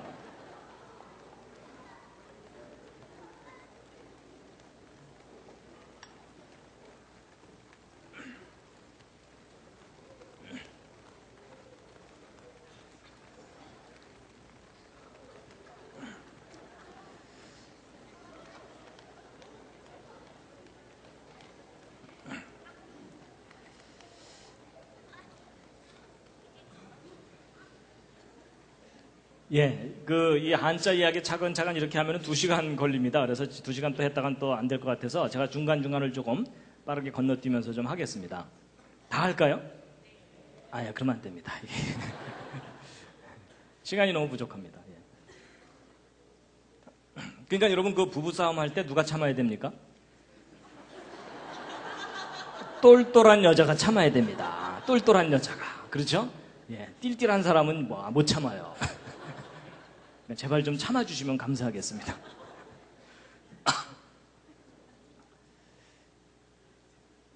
그래서 여러분 배필이 뭐냐? 여러분 아까 말씀드린 대로 하면 잘 풀려요. 여러분 아담으로부터 만들어낸 또 하나의 몸을 가지고 짝을 지어주신 거예요. 그렇죠? 그리고 짝필자도 보시면요. 가둘해자의 어진 사람 인자입니다. 여러분 이게 가둘해자가 무슨 뜻이냐면 하와가 원래 아담의 갈비뼈로 있었잖아요. 그렇죠? 그러니까 숨겨져 있던, 가두어져 있던 존재를 꺼내서 짝을 만드신 거예요. 근데 그렇게 해서 만든 사람이 어진 사람이거든요. 일반 사람 인자가 아니라 어진 사람 인자예요. 이게 영어로 얘기하면 머추어입니다. 머추어는 성숙한이란 뜻이에요.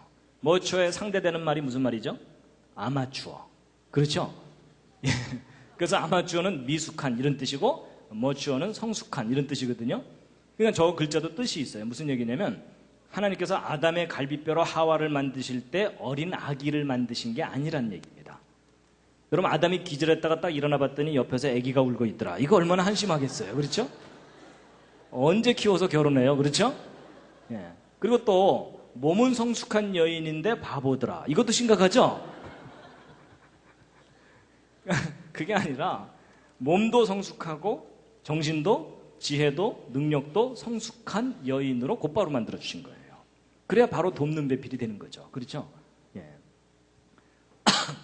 그 다음에 이제 보세요. 여러분 이게 뼈 골자가 여자, 하와라 그랬죠? 그럼 이제 이 글자들이 다 풀립니다. 여러분 하나님이 금하신 그 두 나무에 여자가 다가가서 자꾸 물어보는 거예요. 누구한테? 뱀한테. 이건 뭐예요? 저건 뭐예요? 이런 거예요. 원래 누구한테 물어봐야 돼요? 하나님이나 아담하고 상의해야 되잖아요. 그렇죠? 그 다음에 여러분 이건 뭐냐면 하와가 에덴 동산의 나무, 무슨 나무겠어요? 과일나무. 이게 실과 가짜죠? 과일나무 중에서도 특별한 나무가 뭐예요? 선악을 알게 하는 나무에 다가가는 거예요. 그래서 여러분 이게 무슨 뜻이냐면 비뚤어질 화자예요. 뭔가 잘못됐다는 뜻이에요. 그 다음에 요 밑에 있는 글자는 보세요. 하와가 원래 아담하고 함께 있어야 되는데 지금 누구하고 함께 있어요? 귀신하고 함께 있죠? 그래서 그 뜻이 뭐냐면 어리석을 괴짜입니다. 그래서 여러분 여자는 혼자 내버려두면 어리석어집니다. 그러니까 어떻게 해야 돼요? 띨띨한 남자가 항상 옆에 붙어 있어야 돼요.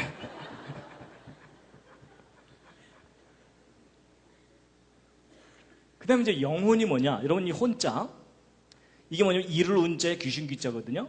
이게 뭐냐면 귀신과 하와가 대화한 내용의 주제가 영혼이에요. 여러분 하나님께서는 반드시 죽는다고 하셨죠? 근데 하와는 헷갈려갖고 죽을까 하노라 이랬고 뱀은 아예 거짓말을 하면서 안 죽는다 이랬죠? 도대체 뭐가 죽는다는 얘기예요? 하나님이 인간에게 주신 영혼. 우리를 영원히 살리는 그 영혼이 죽느냐 사느냐 그 문제였어요. 맞죠? 그 다음에 이제 벌거벗을 낳자입니다. 여러분 이 벌거벗을 낳자 왼쪽에 요 글자가 오드이자고 오른쪽이 실과 가짜죠? 이 실과가 무슨 실과겠어요? 선악을 알게 하는 나무예요. 선악을 알게 하는 나무 때문에 옷을 해 입은 거예요. 왜냐하면 벗은 줄을 깨닫고. 그래서 아담과 하와가 무화과 나무 잎을 엮고 치마를 했다고 돼 있죠?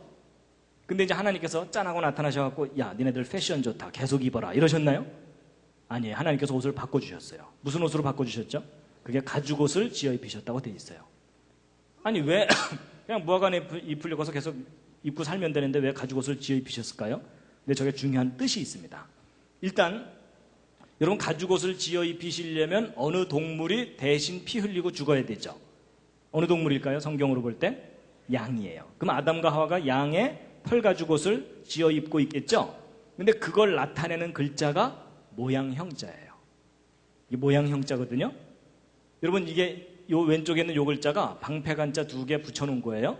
근데 이 방패간자라는 뜻도 있지만 무슨 뜻이 있냐면 죄를 범할 간자라는 뜻이 있어요. 그러니까 죄를 범한 아담과 하와에게 이게 털옥삼자죠. 털 가죽옷을 지어 입힌 모양 이런 뜻이에요. 그러면 왜 무화과나무 잎이 입으려고 치마라는 게 어때서 가죽옷을 바꿔주셨느냐 하는 건데, 여러분 이게 이제 상징적인 게 뭐냐면, 여러분 무화과나무 입으려고 치마를 하는 게 무슨 뜻이냐면, 인간이 자기의 잘못과 죄를 스스로 해결하려고 노력하는 거예요. 이게 모든 종교를 상징합니다. 그런데 그 방법으로는 너희들을 구원할 수 없다. 내 방법으로 구원해야 된다라고 하나님이 가르쳐 주신 게 뭐예요? 어느 동물이 누군가가 너희를 위해서 피를 흘리고 그 죄값을 치러야만 너희들의 죄가 해결되는 거다라고 가르쳐 주신 게 가죽옷입니다. 복음이죠. 그렇죠? 그래서 진짜 어린 양의 희생에 피를 흘리면 너희들의 죄가 해결된다는 거예요. 그래서 여러분 절대로 인간의 노력으로는 구원 못 받습니다. 그래서 하나님 저를 구원해 주십시오라고 하나님의 방법에 의지해야만 구원받습니다. 그게 이제 여기에 들어있는 겁니다. 근데 이제 왕께서 눈으로 어진 사람을 보는 거예요. 볼견자죠. 그리고 하나님께서 보시는 거예요. 그래서 나타나서 살펴보시는데 아담과 하와가 어디에 숨었어요? 동산 나무 사이에 숨었다고 돼 있죠. 그래서 여러분 이게 숨다 비키다라는 타자인데 몸이 나무에 숨어 있는 것을 나타내고 있어요. 근데 여러분 하나님 나타나셨으니까 아담과 하와가 나무 뒤에서 나와야 되죠. 근데 여러분 아담과 하와가 나무 뒤에 숨어 있다가 하나님 앞으로 나오는 장면이 한자에 있어요. 그게 무슨 글자냐면 올레자예요. 잘 보세요. 나무 뒤에서 두 사람이 나오고 있잖아요. 잘 껴맞추죠. 그거 참 희한해요. 여러분 성경 창세기대로 한자를 풀면 술술술술 풀려요. 근데 이제 그 두 사람들이 나오자마자 그냥 하나님께 저희들이 죽을 죄를 지었사옵나이다 이러면은 좀 일이 잘 해결됐을 텐데 어떻게 하다가 망했어요? 제래요 이러다 망했죠? 그래서 여러분 여기 보세요. 이제는 나무 목자가 아니라 큰 대자예요. 크신 분 앞에 두 사람이 나와서 말을 하는데 망령스럽게 말하다라는 격자예요. 그 다음에 이제 요 밑에 있는 글자 이거 보세요. 슬픔, 아픔을 나타내는 초라는 글자거든요. 그 장기 들 때 그 초나라 초자입니다. 근데 여러분 이게 원래 뜻은 슬픔, 아픔, 괴로움, 고통 이런 건데 이게 뭐냐면은 두 나무와 짝 필자로 돼 있어요. 여러분 이게 무슨 말이냐면 아담 입장에서 보면 에덴 동산의 그 두 나무와 자기 마누라만 함께 떠올리면 신경질이 나는 거예요. 그렇죠?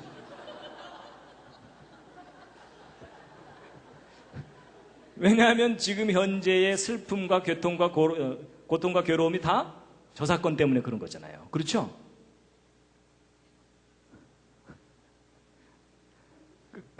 그 다음에 여러분 보세요.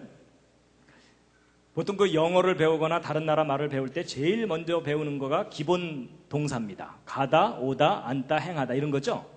근데 이런 동사들을 보시면은 공통점이 뭐냐면 항상 두 사람이 함께 있어요.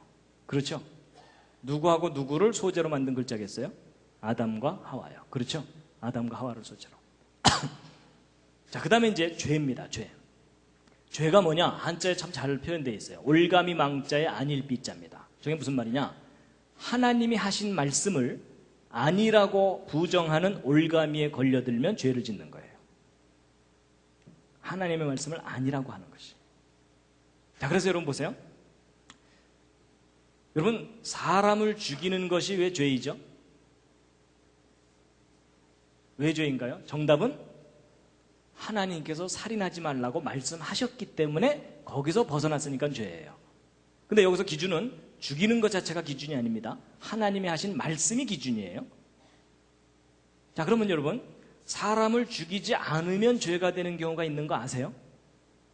어떤 경우일까요? 이스라엘 민족이 이집트를 탈출해서 애굽을 탈출해서 가나안 땅 들어갈 때 하나님이 뭐라고 명령하셨죠?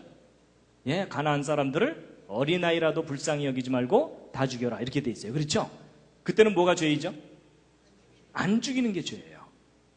그러니까 여러분 사람을 죽이는 것 자체가 절대적인 죄의 기준이 아니고 하나님의 말씀이 절대적인 기준이에요. 여러분 그 가나안 땅 들어갔을 때 왜 가나안 사람들 다 죽이라 그랬냐면 그때 가나안 사람을 죽이지 않으면 이스라엘 사람들까지도 다 오염이 돼갖고 전 인류가 다 죽어요.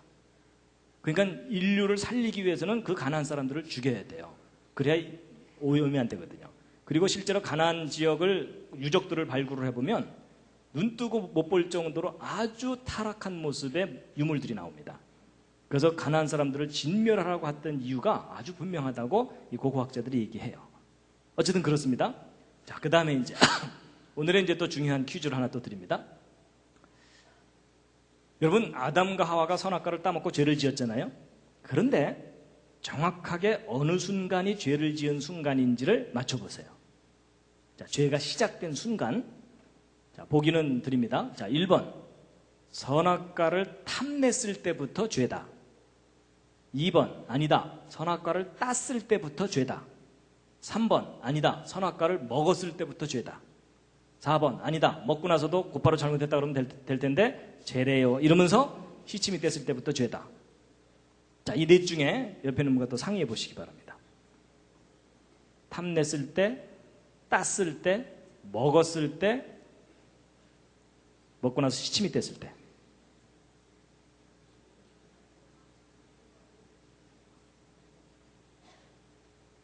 자, 이제 확인해 보겠습니다. 뭐 틀려도 상관없습니다. 이제 서로 모르니까 우기셔도 됩니다. 자, 1번. 탐냈을 때부터 죄다. 그렇게 생각하시는 분. 자, 지금 손 드신 분들은 상당히 높은 도덕적 기준을 갖고 사시는 분들입니다. 가능한 한 그 기준을 자기에게만 적용해 주시고 자꾸 다른 사람들한테 적용하지 말아 주시기 바랍니다. 예. 자, 두 번째. 땄을 때부터 죄다. 딴 거는 다시 붙여놓을 수 없지 않느냐. 자, 이분들은 이제 행동을 중요시하는 분들이기 때문에 이분들 앞에서는 행동을 조심하시기 바랍니다. 자, 세 번째. 먹었을 때부터 죄다. 자, 지금 손 드신 분들은 어떤 분들이냐면 다 따놓고 먹지만 않으면 죄가 아니다. 이렇게 우기는 분들입니다. 아주 뻔뻔한 분들입니다. 그러니까 선악과 다 따놓고 깔고 앉아갖고 아직 안 먹었는데요. 뭐 이러면서 이제 그 얘기가 그 얘기잖아요. 그렇죠? 네 번째, 먹고 나서 시침이 뗐을 때부터 죄다. 자, 이분들은 상당히 너그러운 분들입니다. 밥 좀 많이 얻어먹으시기 바랍니다. 정답이 몇 번일까요? 정답은 제가 사실 힌트 드렸습니다. 정답은 3번입니다. 먹었을 때부터 죄입니다. 왜냐하면 여러분 아까 죄의 기준이 뭐라 그랬죠? 하나님이 하신 말씀이 기준이라 그랬죠? 그럼 여러분 이거 정말 중요한 건데 하나님이 뭐라고 말씀하셨는지를 아는 일이 제일 중요해요. 맞죠? 여러분 보통 사람들이요 성경은 자세히 안 읽어보고 자기 생각 갖고 기준을 정해요. 그건 절대로 성경적인 생각 아닙니다. 여러분 하나님이 뭐라고 말씀하셨을까요? 뭐라고 말씀하셨죠? 하나님의 말씀은 먹지 말라고 하셨어요. 맞죠? 여러분 성경 아무리 들어도 하나님께서 따지 말아라 없고요. 가까이 가지도 말아라 없습니다. 탐내지 말아라도 없어요. 먹지 말라고 돼 있어요. 그래서 먹은 순간부터 죄예요. 근데 한자 속에 그게 정확하게 나와 있다니까요. 여러분 이게 시작 같다는 시자죠? 이게 뭘 시작하는 거냐면요. 옛날 그림 글자가 더 리얼해요. 여자가 입 안에 뭔가를 먹었어요. 선악과를 먹은 순간이 죄의 시작이에요. 그래서 여러분 이 시작하다는 시자가 우리 인류의 죄의 시작을 나타내는 글자입니다. 저게. 여러분 예전에 한자 이렇게 배웠으면 얼마나 좋았겠어요. 성경도 배우고 한자도 배우고 스토리를 다 하니까 잊어먹을래 잊어먹을 수도 없고. 맞죠? 성경을 인정하면 풀려요. 성경을 인정하지 않으면 머리만 아프고 외워지진 않아요. 그래서 여러분 분명히 여자가 실과를 따먹고 죄를 지은 거예요. 근데 여자는 사고를 치면 꼭 남자를 끌고 들어갑니다. 그래서 여러분 여자가 또 손을 들어서 또 하나 잡았어요. 성경을 보면은 자기와 함께한 남편에게도 주며 그도 먹은지라. 그래서 남자도 함께 죄를 짓게 된 겁니다. 그래서 여러분 사건 한자 보세요. 이게 뭐냐면은 여자가 집에 있을 때는 평안했어요. 그렇죠? 이게 뭐냐면 하와가 에덴 동산에 있을 때는 평안했다는 뜻이에요. 근데 뭐 때문에 사건이 생겼어요? 나무 때문에.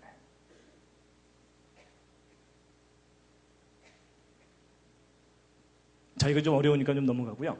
여러분 형사 처벌받는다 그럴 때 형자는 뭐냐면 죄를 범한 두 사람에 대한 징계입니다. 벌 받는 건 뭐냐면 하나님의 말씀에 어긋난 것에 대한 징계예요. 이렇게 벌 받는 겁니다. 그래서 여러분 여자가 받은 벌은 뭐죠? 잉태하는 수고, 해산의 고통을 더하게 했다 그랬죠? 더하게 한다는 표현이 있는 걸로 보아서 창조 때에도 해산의 고통은 있었던 것 같아요.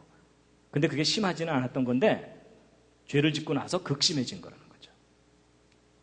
그 다음에 이제 남자는 받은 벌이 뭐냐면은 내가 얼굴에 땀이 흘러야 먹을 것을 얻게 될 것이다 있죠. 그래서 여러분 이게 뭐예요? 땀 한자거든요. 죄를 범해서 흘리게 된 물, 이게 땀이에요. 죄를 좀 심하게 지으면은 식은땀이 흘러요. 그렇죠? 그래서 이제 남자는 에덴 동산에서 쫓겨나서 죽어라고 일해야 돼요. 근데 여러분, 아담과 하와 둘 중에 누가 더 죄가 클까요? 하와라고 보통 생각하시죠? 아니에요. 한자를 보면은 쌤쌤이다 이렇게 돼 있어요.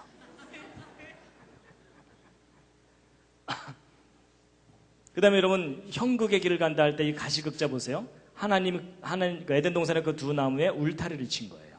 접근하지 못하게. 그리고 피곤하다, 곤란하다 그럴 때 곤자도 보면은 생명나무에다가 울타리를 치어서 사람들이 접근하지 못하게 하신 거예요. 그 다음에 무덤 영자, 영화 영자인데 이건 좀 약간 의역을 해야 되는데요. 여러분 뜻은 정반대죠. 죽음과 삶이죠. 그렇죠? 영광이죠. 근데 여러분 뜻 좀 의역을 하자면은 생명나무이신 예수 그리스도를 만나면 영광을 되찾게 되지만 그렇지 못하면은 흙으로 소멸되고 만다. 그런 게 풀이될 수 있는 글자인데 여러분 이 불화자 보세요. 이 불화자 보통 그 모닥불이 타는 모양을 나타내는 글자로 배우셨죠. 근데 이 그러니까 한자를 성경적인 관점으로 연구하신 분들은 그게 아니라는 거예요. 이게 뭐냐면 아담과 하와의 몸에서 빛이 나는 것을 나타낸 거다라고 보고 있어요. 그래서 이제 여러분 이걸 이해하셔야 되는데요. 지금 현재 한자의 기원을 연구하는 일반 학자들은 설문해자라는 책에 근거해서 연구합니다. 근데 이 설문해자라는 책은 한자가 만들어질 때부터 있었던 책이 아니고 한자 만들어지고 나서도 한 2000년 후쯤 지난 후에 예수님 그때 그 근처쯤에서 중국의 도교 사상이 널리 퍼져 있을 때 만들어진 자전이에요. 그렇기 때문에 이런 성경적인 관점의 이야기를 다 잊어버리고 인간적인 인본주의적 관점에서 그 한자의 기원을 설명해 놓은 책이기 때문에 지금 이렇게 설명드린 내용이 저 책에는 없어요. 그래서 여러분 이제 오늘 이야기 듣고 감명을 받고 나서 한자 연구하는 분들한테 가서 잘난 척했다가는 큰 코 다칩니다. 그분들이 어디서 이상한 소리 듣고 헛소리 한다고 혼을 냅니다. 그래서 여러분이 그걸 아셔야 돼요. 그분들은 저 책에 근거해서 한자를 주로 연구하기 때문에 이런 스토리를 몰라요. 그러다가 최근에 얼마 전부터 한자와 성경을 비교해 봤더니 너무나 닮은 게 많은 거예요. 그래갖고 하나하나 연구하다 보니까 지금 설명드린 이 내용들이 밝혀지게 된 거를 오늘 지금 설명드리는 겁니다. 이해가 되시죠? 예, 그거를 이해를 하셔야 됩니다. 그래서 이제 에덴 동산에서 쫓겨납니다. 이제 죄를 범해서 도망가는 거고, 이거 이사하다 할 때 사자죠? 예, 이사 저도 참 많이 다녔습니다. 저희 부모님들이 고생을 많이 하셔갖고 이사를 많이 다녔는데, 여러분 인류의 이사 가운데 가장 비참했던 이사가 뭘까요? 에덴 동산에서 쫓겨나는 거예요. 그렇죠? 그래서 여러분 보세요. 여기 두 사람이 이 그칠 지자거든요. 에덴 동산에서의 그 영광이 그친 거예요. 그치고 걸어서 옮겨가는 거예요. 쫓겨나는 거죠. 그리고 여러분 7, 7자가 들어가 있는 글자는 안식일과 관계된 글자일 거라고 보고 있습니다. 그래서 이제 재밌는 게 뭐냐면요. 여러분 이제 중국 왔다 갔다 하시는 분들은 아시지만요. 여러분 중국 사람들이 월화수목금토일을 자기들은 어떻게 표현하냐면 첫째 날, 둘째 날, 셋째 날, 넷째 날 이렇게 표현해요. 그래서 첫째 날, 둘째 날 이렇게 하거든요. 근데 일곱째 날 하면은 일곱째 날 이렇게 표현해야 되죠. 근데 중국 사람들 그렇게 표현 안 하고 어떻게 표현하는지 아세요?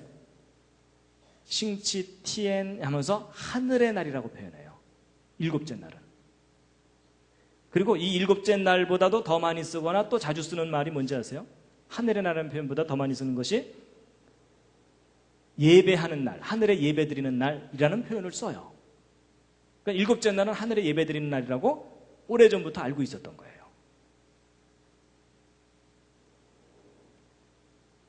자, 잠시 기지개 한번 켜시고요. 이제 조금만 더 하면 끝납니다.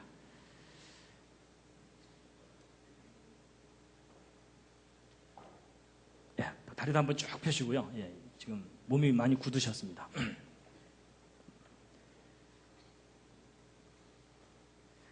요 얘기는 다음 주로 미룰까요? 그냥 듣기로 하셨나요? 네, 바쁘신 분들은 중간에 가셔도 됩니다. 근데 이제 마지막으로 정말 중요한 부분이 남았습니다. 미뤄도 되는데요. 그냥 한 김에, 예. 다음 주 공룡 얘기를 해야 되니까. 여러분, 한자 속에 예수 그리스도에 관한, 메시아에 관한 글자들이 있어요. 자, 그 실마리를 풀 수 있는 중요한 글자가 바로 이 제사제자입니다. 여러분, 한국에 기독교가 들어올 때 가장 심하게 부딪혔던 것이 제사 문제였어요. 맞죠? 그래서 맏며느리가 예배당 다니기 시작하면 하여튼 그 집안은 난리가 나는 겁니다. 그래서 많은 핍박을 받고 지금도 많고요. 그렇죠?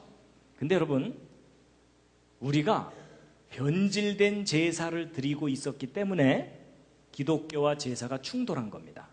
여러분, 우리가 변질되지 않은 원래의 제사를 정확하게 지키고 있었으면 기독교와 제사는 충돌할 일이 없었어요. 오히려 기독교야말로 제사의 종교예요. 여러분, 예수님이 이 땅에 오신 이유가 무엇 하시기 위해서요? 우리를 대신해서 제사 드리기 위해서 오셨던 거예요. 맞죠? 기독교가 오히려 제사의 종교예요. 그러면 이제 제사가 뭐냐? 그걸 정확하게 알아야 되겠죠? 근데 여러분, 제사 제자를 보시면요, 여러분 왼쪽에 올라가 있는 요 글자의 원형의 뜻이 뭐라고 보고 있냐면 살육자라고 보고 있습니다. 그리고 여러분 또우자라고 알려진 이 글자 있죠? 한자 자전 찾아보시면 용서란 뜻이 아주 분명하게 있는 글자입니다. 그리고 이게 아까 시자는 신, 하나님과 관계된 글자라 그랬죠? 그럼 여러분, 제사가 뭐냐면 희생의 제물을 가지고 하나님께 용서를 구하는 것, 이게 제사입니다. 여러분, 제사에 관한 가장 중요한 세 가지가 나타나 있어요. 제사의 방법, 제사의 목적, 제사의 대상. 근데 여러분, 우리가 지금 전통적으로 드렸던 제사는 여기서 다 벗어나 있어요. 맞죠? 여러분, 우리가 드렸던 제사에 희생제물이 있어요, 없어요? 없어요. 그리고 용서를 구한다는 개념이 있어요, 없어요? 없어요. 그리고 하나님께 드린다는 제사가 아니죠. 그게 변질된 게 뭐예요?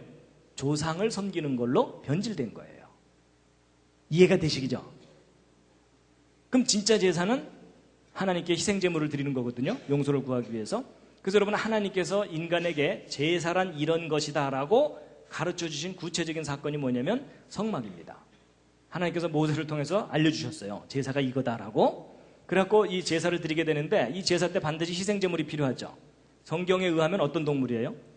소와 양이에요. 그렇죠? 소와 양. 돼지는 안 되나요? 안 돼요. 왜냐하면 돼지는 더러운 동물로 성경에 돼 있어요. 왜 더럽냐면 깨끗한 동물이 되려면 발굽이 갈라져야 되고 되새김질을 해야 돼요. 근데 돼지는 발굽은 갈라져 있는데 되새김질을 못해요. 그래서 돼지는 더러운 동물입니다. 아무리 샤워해도 안 돼요.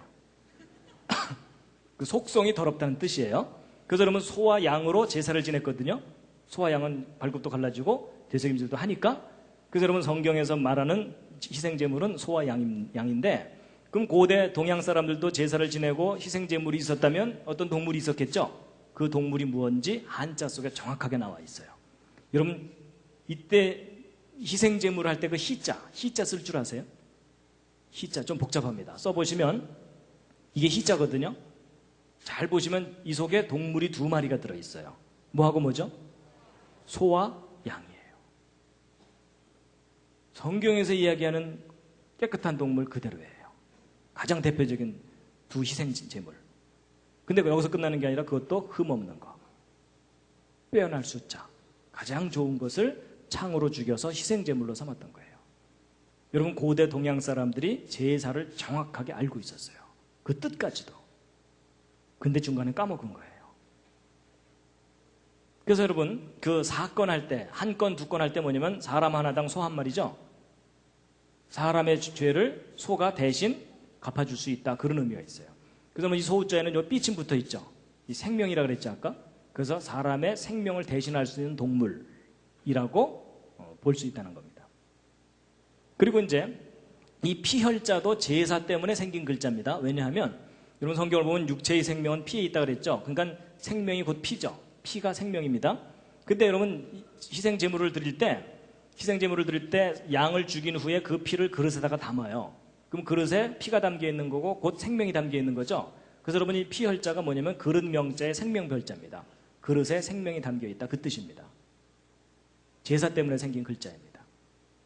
자, 그런데 이제 제가 이제 북경에 갔을 때 이 천단공원 가봤거든요. 근데 제가 이 건물 안에 들어가 보고 놀랐어요. 들어가 봤더니 앞에 제단이 있고요. 이 열이 2열이 쭉 있습니다. 그리고 칸이 이렇게 쫙 있어요. 근데 각 칸마다 양이 1마리씩 들어가 있어요. 지금은 모형만 넣어놨어요.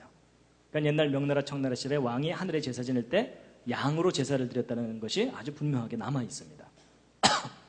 근데 이제 보세요. 히브리서 8장을 보면은 저희가 섬기는 것, 이게 뭐냐면요. 여러분, 사람이 지금은 이제 제사 제도가 거의 없어져 버렸지만 여러분, 옛날 우리 어른들은요, 태어나서부터 죽을 때까지 제사만 들이 다 끝났어요. 맞죠? 그러니까 사람들이 지극정성으로 섬기는 그 제사라는 것은 진짜가 아니라는 거예요. 진짜에 대한 모형일 뿐이라는 겁니다. 여러분, 아파트 지을 때 모델하우스 먼저 짓죠. 왜냐하면 진짜 아파트를 알아보라고. 맞죠? 그러니까 하나님이 우리에게 가르쳐주신 이런 제사, 또 인간의 이런 제사들은 다 모형과 그림자일 뿐이고, 진짜 제사가 있는데 그 진짜 제사가 뭐라고요? 바로 예수 그리스도를 통해서 우리의 죄를 대신해서 예수 그리스도가 피를 흘리고 죽는 것이 진짜 제사라는 거예요. 그걸 알아보라고 제사를 가르쳐 주신 거예요. 그런데 이제 여러분, 2000년 전에 예수님이 이 땅에 오셨을 때 예수님이 누구인지를 세상에 소개하는 역할을 맡았던 가장 큰 선지자가 있습니다. 그래서 예수님도 그 선지자를 뭐라고 표현했냐면 여자가 낳은 자 중에 이보다 더 큰 사람이 없다라고 말을 했던 선지자예요. 누구죠? 세례 요한입니다. 그럼 여러분, 세례 요한은 키가 2m 50 이상은 됐을까요? 가장 크다 그랬으니까. 근데 그 얘기가 아닙니다. 그게 정확하게 무슨 뜻이냐면, 여러분, 왕이 보좌에 앉아서 정치를 하잖아요. 그러면 정치할 때 그 신하들 중에 가장 높은 신하가 제일 가까이 있는 거 아시죠? 뒤에서 부채질하는 사람 말고. 그렇죠? 바로 그 얘기예요. 여러분, 역사상 수많은 선지자들이 예수님을 예언했거든요. 그리고 사실 세례 요한보다 더 뛰어난 업적을 가진 더 큰 선지자들이 많아요. 뭐 엘리야에 비하면 세례 요한은 피레미예요. 그렇죠? 그런데도 왜 예수님께서 세례 요한을 제일 큰 선지자라고 말씀하셨냐면 예수님에게 제일 가까이 있는 선지자이기 때문에 말씀하신 거예요. 그걸 뒤집어 얘기하면 뭐겠어요? 내가 메시아다라는 말을 하시는 거예요. 이해가 되시죠? 그럼 바로 그 예수님 바로 앞에 와갖고 이분이 우리를 구원해 주실 메시아입니다라는 역할을 맡은 것이 세례 요한이거든요. 근데 그 세례 요한이 정말 세상 사람들한테 예수님을 정확하게 소개를 했어요. 뭐라고 소개했는지 혹시 아세요? 그게 뭐냐면 요한복음 1장 29절에 나와 있습니다. 함께 읽으시겠습니다. 중요한 부분입니다. 시작. 이튿날 요한이 예수께서 자기에게 나오심을 보고 가로되 보라, 세상 죄를 지고 가는 하나님의 어린 양이로다. 이분이 우리의 죄를 위해서 대신 피를 흘리고 죽게 될 희생의 제물이다. 하나님이 보낸 어린 양이라는 거예요. 그럼 이분이 우리를 대신해서 피를 흘리고 죽으면 우리가 어떻게 된다는 겁니까? 죄인이었는데 의인이 된다는 거예요. 맞죠? 근데 여러분, 잘 보세요. 하나님의 어린 양이 나를 위해서 대신 죽으면 내가 어떻게 된다고요? 의로워진다는 거예요. 맞죠?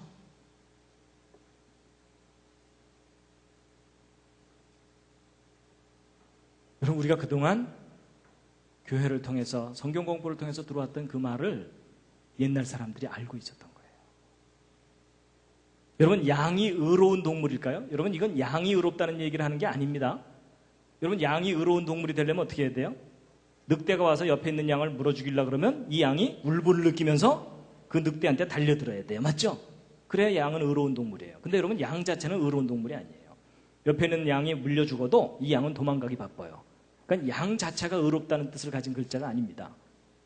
하나님의 어린 양이 나를 위해서 대신 죽으면 내가 의로워진다는 것을 나타내는 글자가 저 글자입니다. 그럼 나는 누구냐? 손에 창을 들고 하나님의 어린 양을 죽여야 하는 죄인이에요. 이해가 되시죠? 그래서 여러분, 한자 중에 희한하게도 이 양양자가 들어간 글자를 잘 보시면요, 다 좋은 뜻을 갖고 있어요. 거의 대부분이 좋은 뜻을 갖고 있어요. 여러분, 양은 결코 아름다운 동물이 아니에요. 여러분, 양보다 훨씬 아름다운 동물들이 많아요. 맞죠? 양 자체가 아름답다는 게 아니고 하나님의 어린 양이 우리를 위해서 대신 피를 흘리고 희생하시는 것이 아름답다는 그런 의미가 담겨 있는 거고, 그것이 선하다는 것을 나타내 주는 겁니다.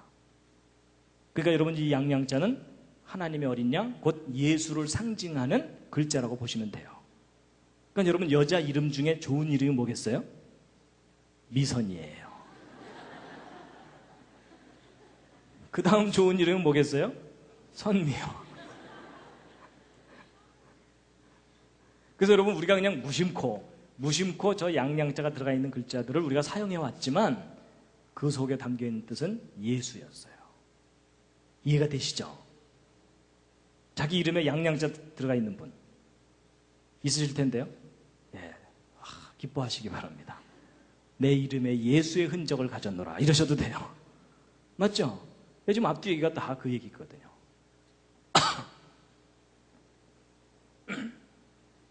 그래서 여러분 2000년 전에 이 땅에 오셨던 예수 그리스도가 바로 하나님의 어린 양이셨습니다. 저 사건으로 인해서 여러분과 저는 죄에서 풀려난 겁니다. 힘드시죠? 조금만 참으세요. 곧 오십니다. 그래서 여러분 이 상자 보세요. 상자가 뭐냐면 하나님의 어린 양이라는 뜻이죠. 여러분 저게 무엇과 관련된 건지 아세요? 옛날 우리 조상 어른들이 하늘에 무슨 이상한 징조가 나타나면은 뭐라고 탄식했어요? 상서로운 징조고. 그런 거 기억나세요? 그게 무슨 말이에요? 우리 조상들이 누구를 기다려왔다는 뜻일까요? 하나님의 어린 양의 징조를 기다려왔다는 뜻입니다. 여러분 하나님께서 에덴 동산에서 아담과 하와를 내어 쫓으실 때 뭐라 그러셨냐면 여자의 후손 중에 뱀의 머리를 밟을 자가 태어날 거다.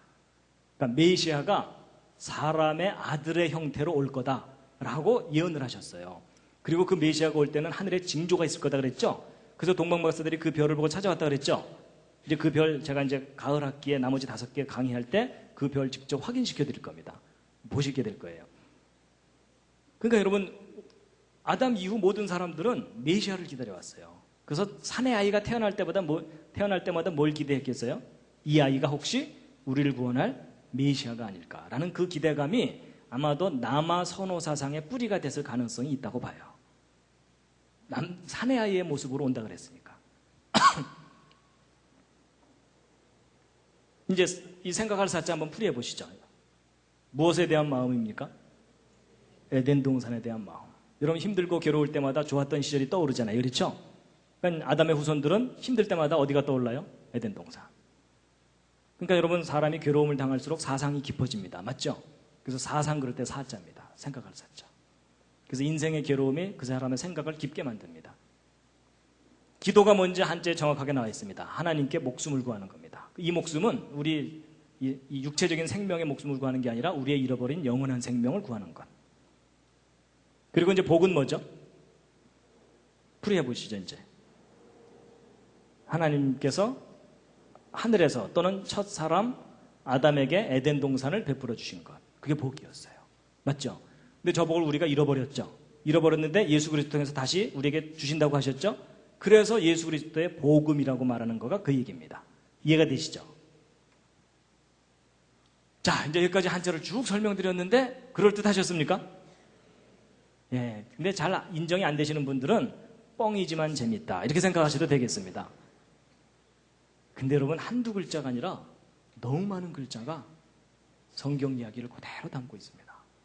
여러분 지금 우리의 그 긴 역사의 비밀을 오늘 아시는 순간입니다. 우리 역사의 그 긴 역사의 그 비밀입니다. 이게. 근데 이제 뭐 보세요. 너무나 분명하게 한자 속에 그 이야기들이 다 들어있는데 지금 현재 중국 사람들이 이걸 알아요? 몰라요? 대부분 모릅니다. 모른다는 얘기는 둘 중에 하나입니다. 제가 지금까지 열심히 설명드렸던 이 내용이 다 꾸며낸 얘기거나 거짓이거나 아니면 이게 어느 정도 타당한 근거가 있는 거라면 이 중국 사람들이 그들의 역사 속에서 이 모든 이야기들을 다 잃어버린 겁니다. 근데 그럼 잃어버렸다면 무슨 계기가 있었겠죠? 그 계기 중에 가장 결정적인 거라고 생각하는 것이 뭐냐면 바로 진나라의 진시황입니다. 기억하시죠? 이 진시황. 만리장성을 대대적으로 쌓고 그 다음에 천하통일을 했고 중국 천하통일을 했고 만리장성의 무덤, 진시황의 무덤 어마어마합니다. 그렇죠? 근데 이 천하의 진시황 만리장성을 만들고 순장 무덤을 이제 만들고 그래서 그 유물들을 우리에게 남겨줬지만 이 진시황이 정말 안 좋은 일을 한 게 뭐냐면요. 바로 분서갱유와 봉선제 폐지예요. 여러분 분서갱유가 뭐냐면 책을 다 불살라버리고 지식인들을 생매장시켜서 다 죽였어요. 막 청소를 해버린 거예요. 그러면 저렇게 되면 어떤 결과가 나타나죠?